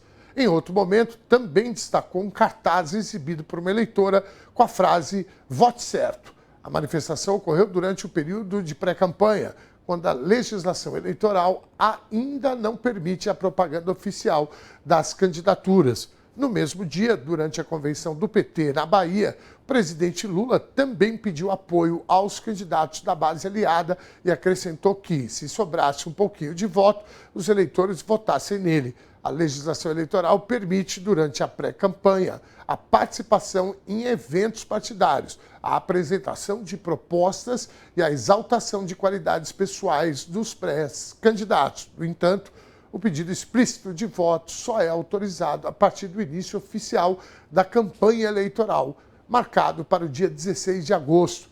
Caberá à Justiça Eleitoral, caso seja provocada, analisar se as manifestações de Flávio Bolsonaro e do presidente Lula caracterizaram ou não propaganda eleitoral antecipada. Pelo calendário eleitoral, as convenções partidárias terminam no dia 5 de agosto.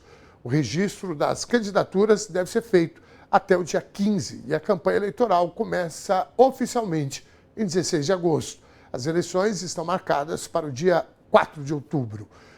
Aliás, deixa eu dar os parabéns aqui ao nosso departamento de arte, que belíssima arte, né, das eleições aí, muito bem.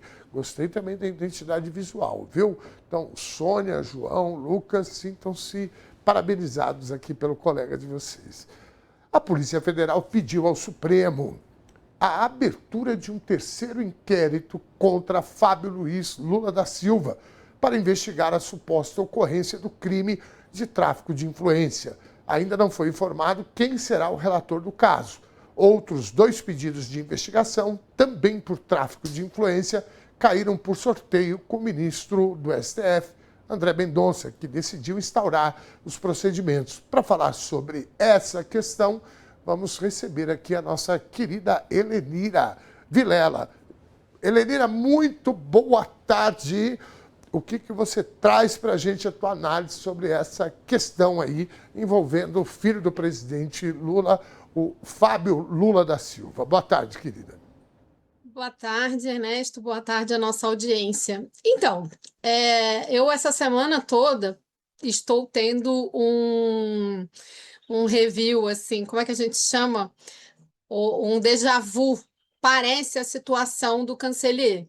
Queria comentar com vocês, inclusive, que na sexta-feira teve mais uma decisão judicial em que outras pessoas que também eram investigadas naquelas denúncias que foram fabricadas e que resultaram na morte de Cancellier e na execração pública de vários servidores públicos absolutamente corretos, eles foram finalmente inocentados depois de passar por um périplo tentando comprovar a sua inocência, que sempre existiu, né? Todas as denúncias contra todos eles, o Cancellier foi um dos servidores, foram fabricadas de maneira proposital e, principalmente, foram infladas na mídia de uma maneira bárbara, na mídia hereditária brasileira. Por que eu me lembrei tanto do caso do Cancellier? Porque as primeiras manchetes que a mídia hereditária fabricou, elas escreviam assim: reitor envolvido em esquema de 80 milhões.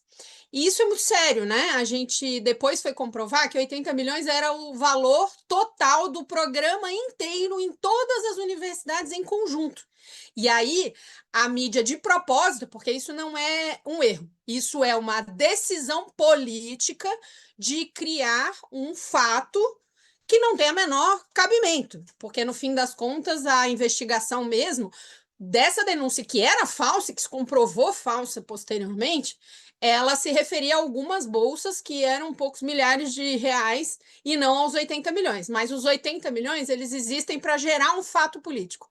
E por que eu estou falando isso? Porque na semana passada, os 3 principais veículos de mídia hereditária deram uma de criança de quinta série, mas da pior qualidade. Porque eu conheço as crianças que olham uma para outra e falam, eu te dou cola, mas não copia.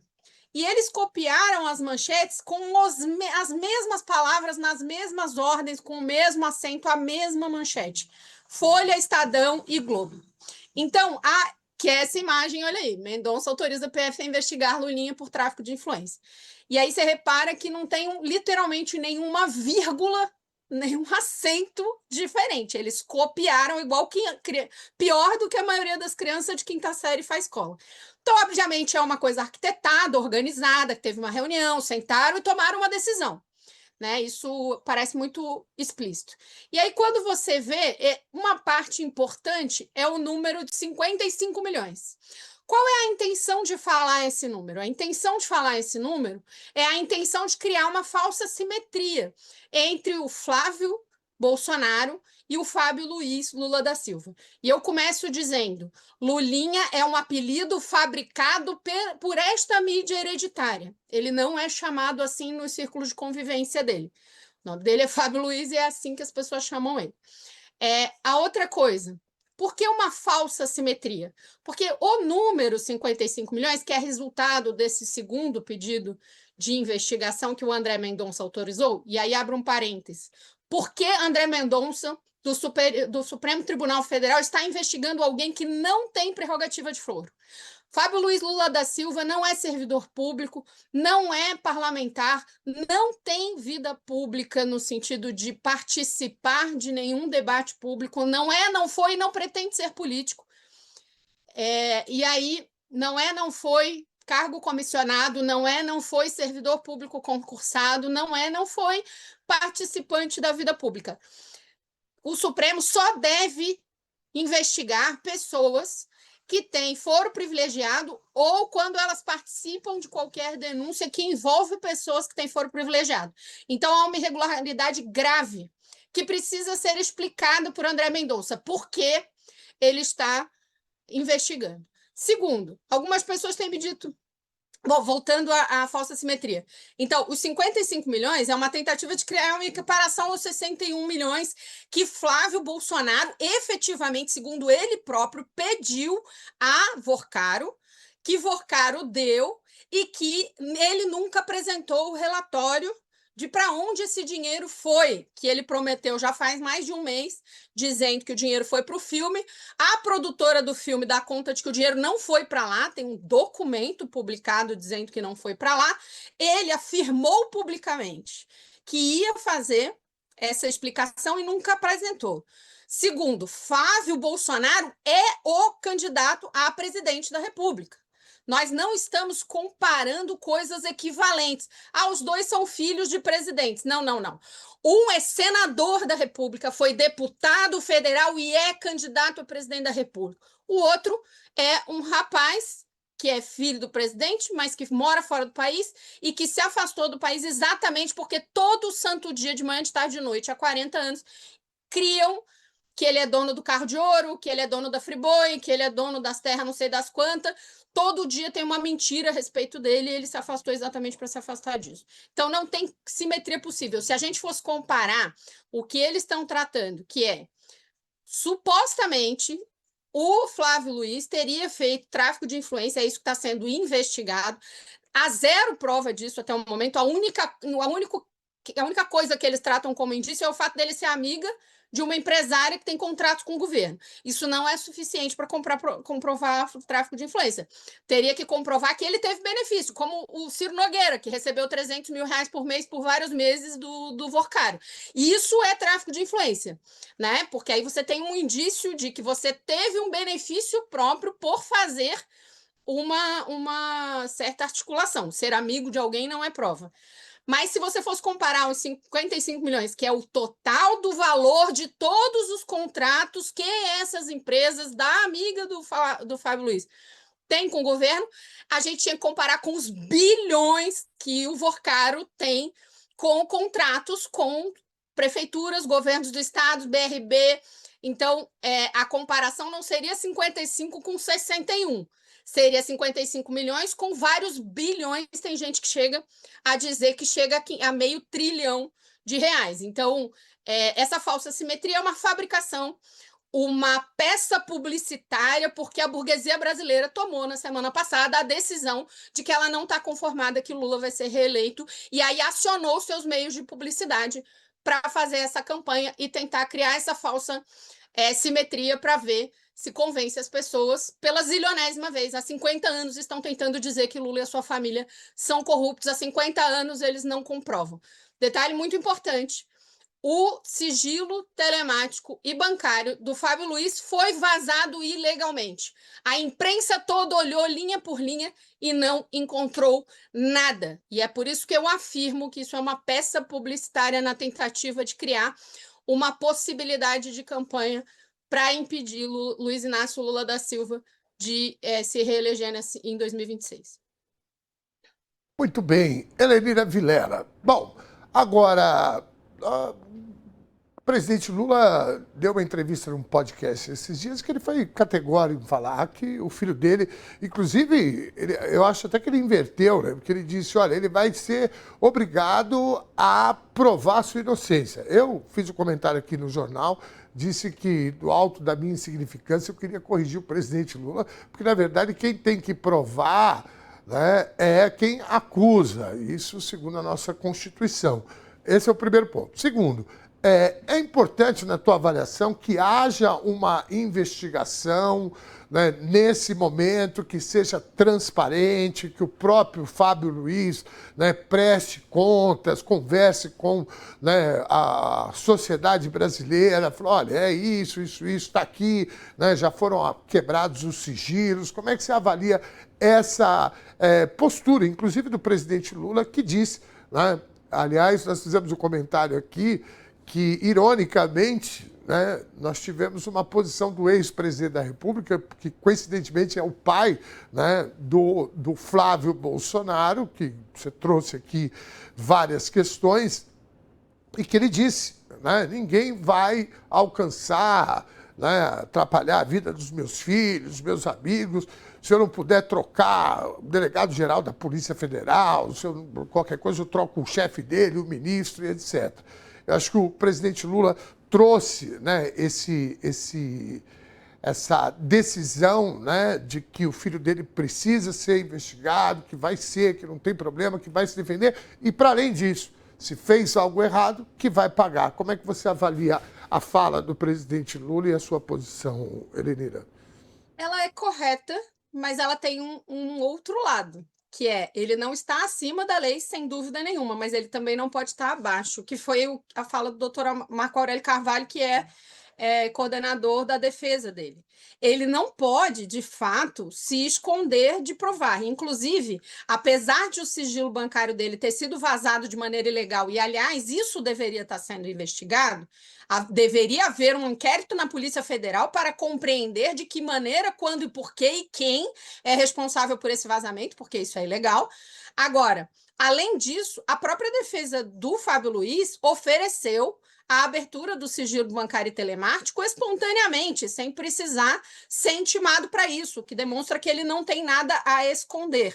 Agora, o que é a questão? Eu concordo com o presidente Lula absolutamente que qualquer pessoa tem que responder na forma da lei pelos seus crimes, mas não concordo que as instituições sejam usadas politicamente para atravessar o processo eleitoral. E quando essas instituições... E eu não estou dizendo que isso está acontecendo, mas se estiver acontecendo, isso é ilegal. O que eles estão argumentando? Que o que está acontecendo e a abertura do terceiro inquérito é muito curioso, né? O Flávio Bolsonaro admite que ele teve o áudio, pediu dinheiro, recebeu o dinheiro, tudo isso é ele que disse, né? O Jair Bolsonaro admite que ele mudaria o ministro e o comando da PF, fez isso, e quem está dizendo isso não sou eu, Helenira, é Sérgio Moro, que foi o ministro demitido. Ele disse publicamente que foi demitido porque não aceitou trocar exatamente a coordenação ali. Então, a gente tem um problema sério, né? Porque houve uma manipulação admitida publicamente, atestada, gravada, e todos nós vimos, que tem uma consequência, porque tem uma fala, vou fazer, e depois tem um ato que comprova que foi feito, e a pessoa que foi vítima do ato, que é o Sérgio Moro, afirmando que foi por isso. E aí a minha pergunta, cadê o STF investigando esse povo sobre esse fato? Porque isso são fatos, né? Não há a minha interpretação. Todos eles são fatos. E, por outro lado, há um monte de investigações sendo abertas, e aí existe uma prática que é proibida, que é a pesca probatória, que é a tentativa de ficar abrindo um monte de investigação, quebrando um monte de sigilo para ver, eu vou investigar até o dia que eu consiga achar uma prova. E nesse sentido a gente não pode concordar, porque ninguém... E aí o Fábio Luiz, assim como o presidente Lula, estão sendo investigados há décadas. E nunca nada é achado. Mas a criação do fato político, como que foi feito contra o Cancellier e resultou na sua morte, está acontecendo contra o Fábio Luiz novamente. Ou eles têm um indício grave e eles mostram quem é a pessoa com foro privilegiado que está relacionada nesse inquérito para poder justificar que ele fique no Supremo, ou eles suspendem a investigação ou enviam ela para a vara da primeira instância. É lógico que ele vai responder e ele já disse que não tem nenhum problema de responder, até porque ele já respondeu todos os outros, em todos os outros ele foi inocentado, e ele afirma que será nesse também. Ele não esconde nada e diz, inclusive, que virá ao Brasil se for necessário. Mas a questão é, a gente não pode tratar, e aí você disse muito bem, o ônus da prova é de quem acusa. E, aliás, cadê o Ministério Público nessa conversa toda? Porque o ente responsável no judiciário por acusar não é um juiz. A gente já viu o que dá, né? A associação do Moro com o Ministério Público para criar falsas acusações de maneira parcial contra o presidente Lula. A gente já viu no que dá. Então, não é o juiz que investiga, ele só pode investigar em determinados casos, ele não pode comandar a investigação. Quem são essas pessoas da Polícia Federal que estão abrindo essas investigações sucessivas? Por que ela está no Supremo Tribunal e por que o Ministério Público não se manifestou até o momento? Então, eu acho que a gente precisa ser sério, porque o ônus da prova não é dele. Ele vai ter que provar mais uma vez que é inocente, sendo acusado arbitrariamente de denúncias fabricadas, porque isso gera problemas, e eu estou lembrando sempre do caso do Cancellier, porque não só o próprio Cancellier, o filho do Cancellier foi investigado, vários servidores foram investigados, algumas pessoas perderam pesquisas, trabalhos, e o Cancellier perdeu a vida por conta de um processo exatamente desse tipo. E o Brasil precisa ter um judiciário que amadureça e não repita esses erros, e muito menos os repita por interesse privado da grande burguesia brasileira e dos donos desses meios de publicidade, porque eu já não chamo nem isso mais de jornalismo. Helenira Vilela, muitíssimo obrigado pela tua participação. Ótima análise. Vamos acompanhando. Parece que a gente vai ter aí, né, a segunda edição da Lava Jato, que seguiu mais ou menos esse percurso aí, né? Vamos acompanhar. Da Lava Jato, estamos aqui. da Operação Ouvidos Mocos e da operação que tirou o prefeito de Brusque, também por manipulação, e depois comprovou a inocência dele, e tantos outros processos, né? Infelizmente, o lawfare não acabou e a gente precisa tomar decisões a respeito disso para impedir que isso aconteça. É método. Eu vi uma fotografia hoje do Dallagnol e o próprio Moro, que era o juiz e o Ministério Público na época, né, que diziam que não faziam parte da política, com aquele vergonhoso PowerPoint, né, dizendo Curitiba prendeu e o STF soltou. É um horror, Brasília né? soltou.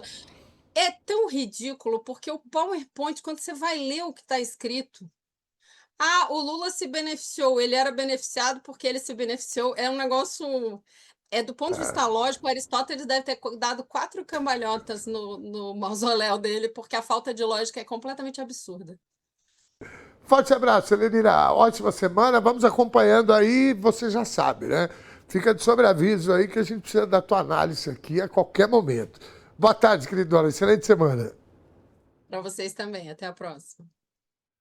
A aprovação do governo de Tarcísio de Freitas, do Republicanos, entre as mulheres no estado de São Paulo, registrou uma queda de 10 pontos percentuais nos últimos 11 meses, recuando de 57% em agosto do ano passado para 47% em julho deste ano. Esse índice representa a menor marca obtida pela gestão paulista com o público feminino desde abril de 2024, de acordo com a pesquisa Genial Quest. Em contrapartida, a avaliação positiva entre os homens permaneceu estável, variando apenas de 63% para 62% no mesmo período. A aprovação geral da administração de Tarcísio também apresentou tendência de queda, passando de 60% em agosto do ano passado para 55% em julho deste ano. Especialistas indicam que o aumento de casos de violência contra a mulher pode ser um dos principais motivos para esse descontentamento. Dados da Secretaria de Segurança Pública de São Paulo apontam que o Estado registrou 141 casos de feminicídio no primeiro semestre deste ano, em comparação com 128 ocorrências no mesmo intervalo de 2025. Outras explicações incluem a diminuição do orçamento voltado para a Secretaria da Mulher e fatores políticos, como o alinhamento do governador a candidaturas consideradas mais radicais, a exemplo de Flávio Bolsonaro e Guilherme Derrite. Apesar do recuo na aprovação da gestão, Tarcísio de Freitas mantém a liderança nas intenções de voto para a eleição estadual. Entre o eleitorado feminino, o atual governador tem 34% das intenções de voto, enquanto seu principal adversário, Fernando Haddad, aparece com 28%. O segmento registra 18% de mulheres indecisas e 15% de votos em branco ou nulo. No cenário geral de primeiro turno, Tarcísio lidera com 41%. Em uma eventual disputa de segundo turno, ele venceria Haddad por 48% a 32%. A pesquisa Genial Quest possui margem de erro de 2 pontos percentuais para mais ou para menos. 17h38. Uma possível paralisação na Companhia Paulista de Trens Metropolitanos será decidida em uma assembleia dos ferroviários marcada para o início da noite desta segunda-feira. Se a proposta for aprovada, a paralisação está prevista para começar à meia-noite. O movimento envolve 3 linhas da CPTM, a 11 Coral, 12 Safira e 13 Jade, que foram concedidas à iniciativa privada. As demais linhas da companhia não fazem parte da assembleia convocada pelo sindicato. O principal motivo é a transição para a nova concessionária. O sindicato busca garantias para a manutenção dos empregos e dos direitos trabalhistas dos ferroviários durante a transferência da operação para a concessionária Trivia Trens. Governo e concessionária ainda negociam com a categoria. Até agora há pouco, não havia confirmação de um acordo que levasse ao cancelamento da mobilização. Portanto, população de São Paulo, mais uma vez, se preparem para o dia de amanhã. Fique esperto, porque a gente nunca sabe o que vai acontecer. Isso é igual fralda de bebê. Você abre, você não sabe o que tem lá dentro. É um horror o que a população, sobretudo a população paulistana, que passa em relação ao transporte público. Morreu em Porto Alegre o músico e tradicionalista Bagre Fagundes, um dos principais nomes da música regional do Rio Grande do Sul. Quem nos traz as informações agora, ao vivo de Porto Alegre, é o nosso repórter Guilherme Oliveira. Muito bem, Guilherme, como tá, meu querido? Tomando um chá aí, olha aí que coisa boa. Eita, nós! Chimarrão. É isso, não? Tomando... Ou chimarrão? É chimarrão. Chimarrão. Eu falo todo dia para minha companheira de manhã, tá tomando seu chimarrão aí? Ela fala, chimarrão! Só para sacanear. Tudo certo aí, querido? Que notícia triste, hein? Pois é, Ernesto. Então, grande ícone da nossa cultura, né? Bagre Fagundes. O Bagre Fagundes é um cara que vem do interior, né? Ele nasceu em Uruguaiana, na fronteira. Depois, muito cedo, foi para o Alegrete, né? E ali, então, ele se criou com 5 irmãos, 6 irmãs, e foi entrando na cultura gauchesca aqui, né, do Cone Sul, que pega Rio Grande do Sul, Uruguai, Argentina, essa cultura gaúcha, né? E junto com a família formou grupos, né, como Angueras, e ele se tornou muito famoso por ser um dos apresentadores do Galpão Crioulo, Dom, que é um programa aqui muito famoso no Rio Grande do Sul, né? Ele passa sábado de manhã cedinho, inclusive a música de abertura, né, que fala "Eu sei que não vou morrer", era dele também, né? Então, todo mundo praticamente conhecia, mesmo o pessoal da cidade aqui de Porto Alegre, né? Porque muitas vezes, aí em São Paulo deve ser assim também, a capital fica um pouco distante do interior e da sua cultura, né? Mas o Bagre é um daqueles personagens que rompe barreiras, né? Então, mesmo aqui na capital gaúcha, no Rio Grande do Sul todo, ele é muito conhecido, é uma grande perda para o nosso estado, para o Brasil. Ele se engasgou, né? Teve uma parada respiratória, estava internado desde maio no Hospital Ernesto Dornelles, e nesse domingo, então, nos deixou. Nessa segunda-feira, ocorreu o velório do Bagre Fagundes, e devido à sua magnitude, esse velório ocorreu no Palácio Piratini, e a gente acompanhou esse momento muito importante, muito emblemático aqui do nosso estado, e traz agora para os espectadores da TVT. É impossível lembrar de tristeza na história do pai. O pai só nos transmite alegria e gratidão pela vida. Então, viva Bagre Fagundes!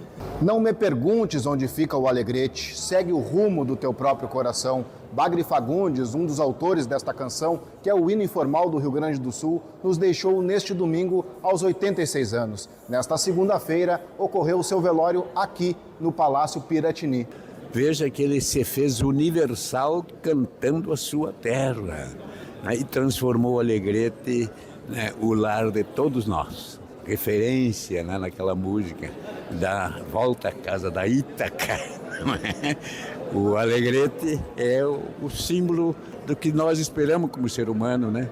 Além da cultura, Bagre teve sua trajetória marcada pela luta em defesa da democracia. Em 1961, liderado pelo então governador Leonel de Moura Brizola, Bagre, ainda muito jovem, participou da campanha da legalidade. Tchê, o Bagre chegou a te contar como é que foi essa participação dele na campanha da legalidade? Chegou a me contar, claro. Porque o Bagre era adolescente naquele período, 61. Participou lá no Alegrete.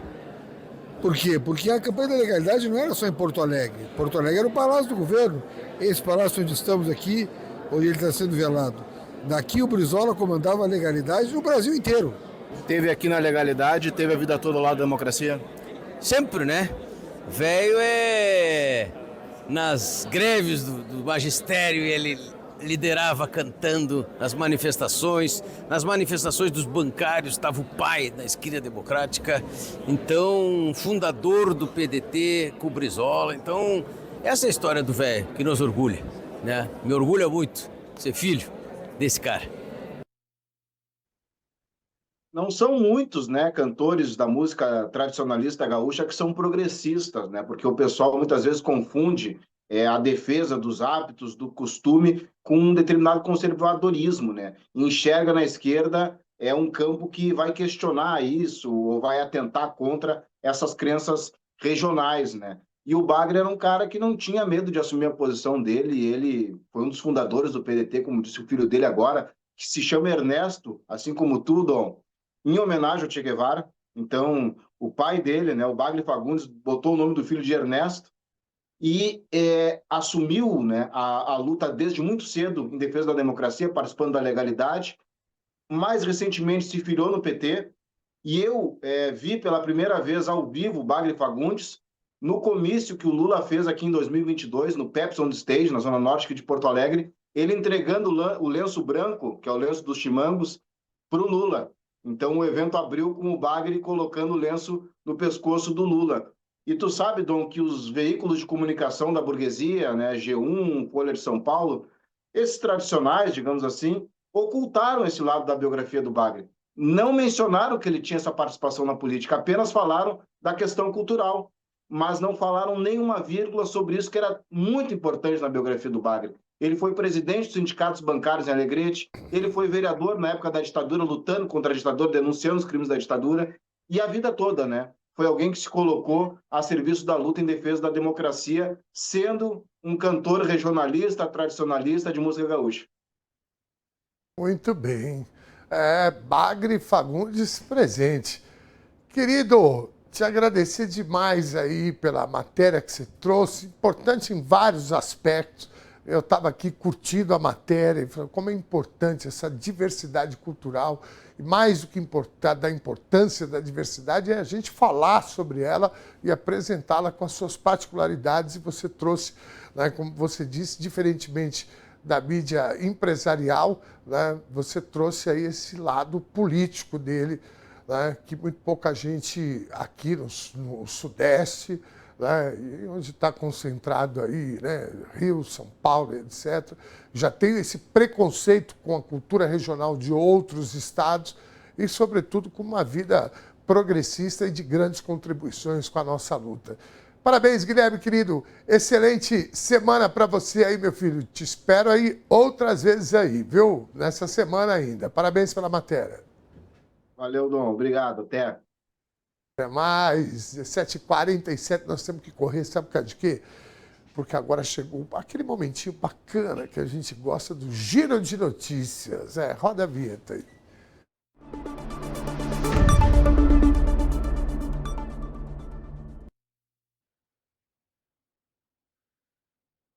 Sai gaúcho, entra gaúcho. Eita nós, a gauchada tá dominando aqui. Tudo certo, meu querido Valério? Conhecia o Bagre, não? Sim, o Bagre, uma figura assim das antigas, né? Aquele velho trabalhista, como o Guilherme explicou aí lá, parceiro do Brizola, um cara sempre presente, uma grande figura, uma perda, né? Pra gente, pro Rio Grande, para o Brasil inteiro, para o nosso campo, né? Era um camarada nosso, um parceiro nosso de luta, sempre por um Brasil melhor, né? Sempre nessa direção. É isso. Muito bem, querido Valério Campos, seja muito bem-vindo de volta ao teu posto. O que você trouxe aí para a gente? Estou curioso e ansioso. Brilhantemente substituído aqui na sexta-feira pela gloriosa Daiane Ponte, que aliás estava com um figurino belíssimo, parecia uma estrela de Hollywood, né? Dos anos 30, assim, clássico, uma maravilha. Aliás, o programa de sexta-feira foi um dos melhores que nós fizemos, desse ano e meio, né? Mais ou menos, que nós estamos aqui, porque com aquele monte de cachorro, quem não gosta, né, Ernesto? Coisa linda, coisa linda. Entre outras coisas boas, tinha... E aí, por falar em cachorro, vamos retomar. Eu vou começar agora falando de cachorro. Cachorro crente. Seria o quê? Seria um cachorro que vai ao culto, que canta os hinos? Não exatamente. É uma ideia. Cachorro crente hoje é uma empresa, é uma rede de lojas de lanches no Rio de Janeiro. Ela surgiu na esquina de uma grande igreja evangélica na Penha, na zona norte do Rio.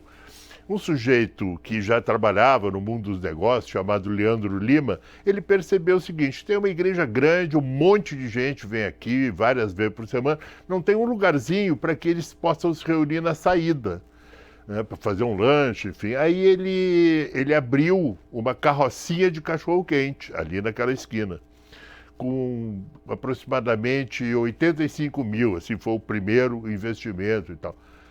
E aí, nos primeiros meses, ele faturava 12 mil por mês. Aí ele arrumou sócios, investidores, esse mundo aí, né, dos negócios, e arrumou 700 mil e abriu a loja. A loja fica em frente à igreja. E a loja, assim como a carrocinha, se chama Cachorro Crente. Ele já passou a faturar 150 mil por mês, com música cristã, sem bebida alcoólica e nos horários da saída do culto. Foi um negócio bem sucedido, né? Não tem como negar. E para não... e outra coisa, hoje em dia ele tem cachorro-quente de costela, cachorro-quente doce com pão de rabanada e uma versão em massa de pizza, quer dizer, criatividade não falta. Então eu já vou emendar, vamos seguir no Rio, vamos seguir no mundo dos negócios da alimentação. Um outro cidadão, ele resolveu investir na Cinelândia. Cinelândia ali no centrão do Rio, era a área dos cinemas, ainda tem alguns ali. Adenilson Santos é o nome dele.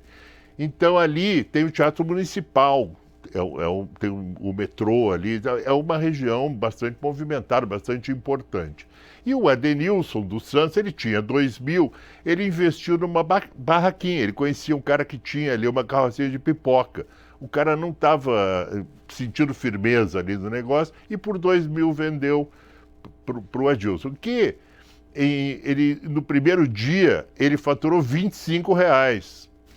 E aí ele pensou, bom, continuando assim, não vai muito longe, então vamos fazer o quê? Vamos fazer pipocas diferentes, né? Hoje em dia não se fala mais diferente, tudo é diferenciado, né? Mas enfim, é diferente. Então ele criou 30 opções de pipoca. Pipoca de camarão, de paçoca, de creme de avelã, o que você quiser. O cliente chega, sugere, ele faz. O negócio cresceu tanto que hoje tem 12 carrocinhas e tem lojas também, assim como o cachorro crente. Começa com a barraquinha ali, a carrocinha, e vai embora. E hoje temos 2 empreendedores assim muito bem sucedidos. Um voltado para o público evangélico e o outro voltado para consumidores de pipoca que preferem assim sabores exóticos, vamos dizer. Rapaz, e 2 pratos campeões da nossa culinária, da nossa gastronomia. Campeões. Porque cachorro-quente, apesar de ser, né, uma coisa lá dos Estados Unidos, um hot dog e tal, mas que caiu nas graças do brasileiro e se abrasileirou. E agora, totalmente, muito mais ainda, né? Que loucura, exatamente, rapaz. E a pipoca com camarão. Ô, Batata, já comeu pipoca com camarão? Não? E camarão? Camarão já, né? Ai, ô, Valério, o Batata falou que traz camarão na marmita. Vai vendo. O Batata é uma referência, né? Alexandre Silva é uma referência lenda gastronômica. Aliás, quero te agradecer pela dica. Viu, Batata? Quero te agradecer pela dica, porque ontem eu almocei lá naquele restaurante que você me indicou ali atrás do MASP. Comi um baião de 2 com uma carne, uma costela de boi com um ovinho frito em cima, que eu vou falar uma coisa para você, viu? Eu devia ter te ligado na hora, porque eu fui lá ontem almoçar e olha, eu vou falar uma coisa. É como você falou, o Batata é uma referência gastronômica. É uma referência gastronômica, não só para TVT, mas para América Latina. Para América Latina, com certeza. Bom, então, Ernesto, está chegando a nossa hora. Antes de encerrar, a gente está falando de Rio de Janeiro, né, desde o início. Tá. Então, para encerrar, vou trazer aqui garota carioca, swing, sangue bom. A Larissa, mais conhecida como Anitta. E eu tenho boas novas e talvez não tão boas para os antigos fãs. Porque a Anitta, embora seja uma jovem de 33 anos, ela é uma veterana do showbiz. Porque ela começou com 17. Então ela tem 16 anos de estrada. Ela está lançando agora um trabalho chamado Equilibrium. Então a novidade é a seguinte, lembra da Anitta, do funk que rebolava? As pessoas diziam, Anitta de frente eu não reconheço, só de costas. Acabou, essa Anitta não existe mais. Ela deixou o funk de lado, deixou o rebolado de lado, ela lançou esse trabalho novo com influência assim, de Carmen Miranda, de Clara Nunes. O foco, digamos, é o candomblé, que é a religião dela. E junto com esse trabalho artístico, a Anitta também está empenhada numa pregação, vamos chamar assim, no sentido do combate à intolerância. Ela é muito atacada por praticar essa religião afro, né, de descendência afro, e ela então está empenhada nessa campanha. Tudo é amor, tudo é Deus, tudo é religião, cada um tem a sua, nenhuma é melhor que a outra. É uma mensagem muito positiva e é um pouco até surpreendente, vinda da Anitta, que durante um tempo, como ela mesma diz, estava mais empenhada em viver em Miami, em caçar likes da internet. Agora, num momento assim de aparente amadurecimento, a Anitta está nessa outra onda, e esse discurso dela contra a intolerância é o nosso discurso. Então, viva a Anitta, Ernesto. Viva a Anitta. Só trazer mais uma informaçãozinha para deixar mais brilhante ainda a sua. a garota sangue bom é a minha amiga Fernandinha Abreu. Se a Fernandinha assistir esse negócio aqui, ver que a gente não citei o nome dela, eu vou levar um puxão de orelha da Fernandinha. Não, e com toda razão, até porque ela é maravilhosa, nós amamos profundamente ela. Sim. E sem ela não existiria nem a Anitta, nem um monte de gente boa aí, né? Vambora, É isso. Mas olha, que bacana, viu? Eu tô cada vez mais feliz com a Anitta, viu? Você sabe que a Anitta, ela foi, inclusive, a artista responsável por me fazer queimar a língua e também acabar com o preconceito que, infelizmente, a gente está sempre desconstruindo. Infelizmente não, felizmente que a gente desconstrói. É uma luta diária, né? É uma luta diária, né? Que era em relação, né, ao gênero musical e a atuação dela, né, no palco, que eram aquelas coisas que a gente ouvia. E aí, de repente, eu assisti um espetáculo dela, um trecho do espetáculo dela, e eu fiquei impressionado com o nível profissionalismo artístico que ela tem, de dançar muito, cantar muito, se comunicar muito, e uma belíssima produção musical e estética do trabalho dela. E eu, desde essa época, eu começo a tomar muito cuidado antes de emitir qualquer opinião, né? A gente fica, eu não gosto disso, para mim não sei o quê. Ela realmente me surpreendeu. E depois, com a cabeça centrada, né? Nos momentos, um dos momentos mais difíceis, né, ô Valério, que a gente passou aí nessa quadra histórica de negacionismo, obscurantismo, né? Essa menina se colocou de uma forma muito firme. Virei fã dela, né? É uma estrela, nossa jovem estrela. Muito bem. Forte abraço, meu camarada. Ernesto. Muito obrigado. Amanhã estamos juntos de novo. Amanhã estamos juntos. Abraço a você e a todos que nos acompanham. Muito bem. Vamos rodar a nossa vinhetinha mais uma vez das eleições, que eu preciso dar mais uma pesquisa para vocês aqui. Pode rodar?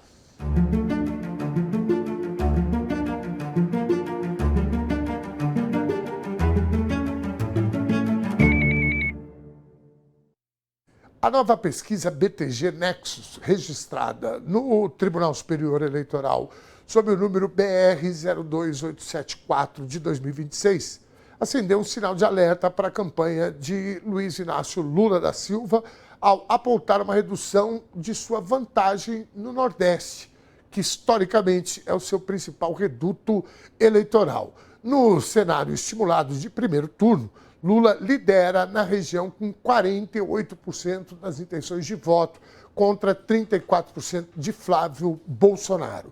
O resultado mostra uma aproximação entre os candidatos em comparação com o levantamento de 2 semanas atrás, período em que o atual presidente registrava 57% contra 24% do senador do PL. Com essa movimentação, a distância entre os dois encolheu para 14 pontos percentuais. Apesar do estreitamento, o Nordeste continua sendo a região com melhor desempenho geográfico do petista no país, mantendo-se como um pilar essencial de sua candidatura. Essa dominância também é observada na simulação de segundo turno na região. Em um embate direto, Lula registra 52% das intenções de voto dos nordestinos contra 39% de Flávio Bolsonaro. Na rodada anterior, a vantagem era mais elástica, registrando um placar de 62% a 30%.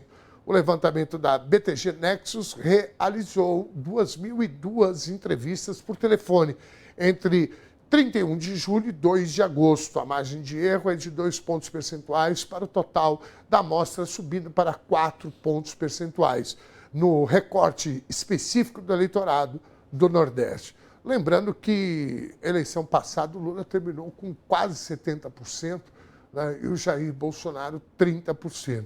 Ou seja, tem uma margem, né, muito grande aí para a campanha do presidente Lula tentar recuperar. São Paulo recebe até o dia 7 de agosto a São Paulo Climate Week 2026. O encontro reúne empresas, governos e comunidades para discutir a crise climática rumo à COP31. Nessa edição histórica, o evento inova ao levar parte da programação para espaços tradicionalmente afastados dos centros de decisão, como a terra indígena Jaraguá e a ocupação 9 de julho. Para conferir a programação completa, basta acessar o site que você vê aqui em nosso telão, spclimateweek.com.br. Olha aí que bacana. É importante a gente democratizar essas questões todas aí, meu amigo. Nós temos que... O Brasil é muito grande, muito diverso.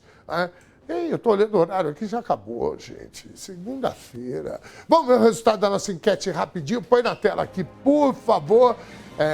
O enfrentamento à violência contra a mulher é uma prioridade que deve influenciar o seu voto. Para 90% da nossa audiência, sim. E para 10%, não. Muitíssimo obrigado pela sua companhia. Amanhã tem mais, 4 da tarde, ao vivo. Eu vou estar aqui, você. Bora?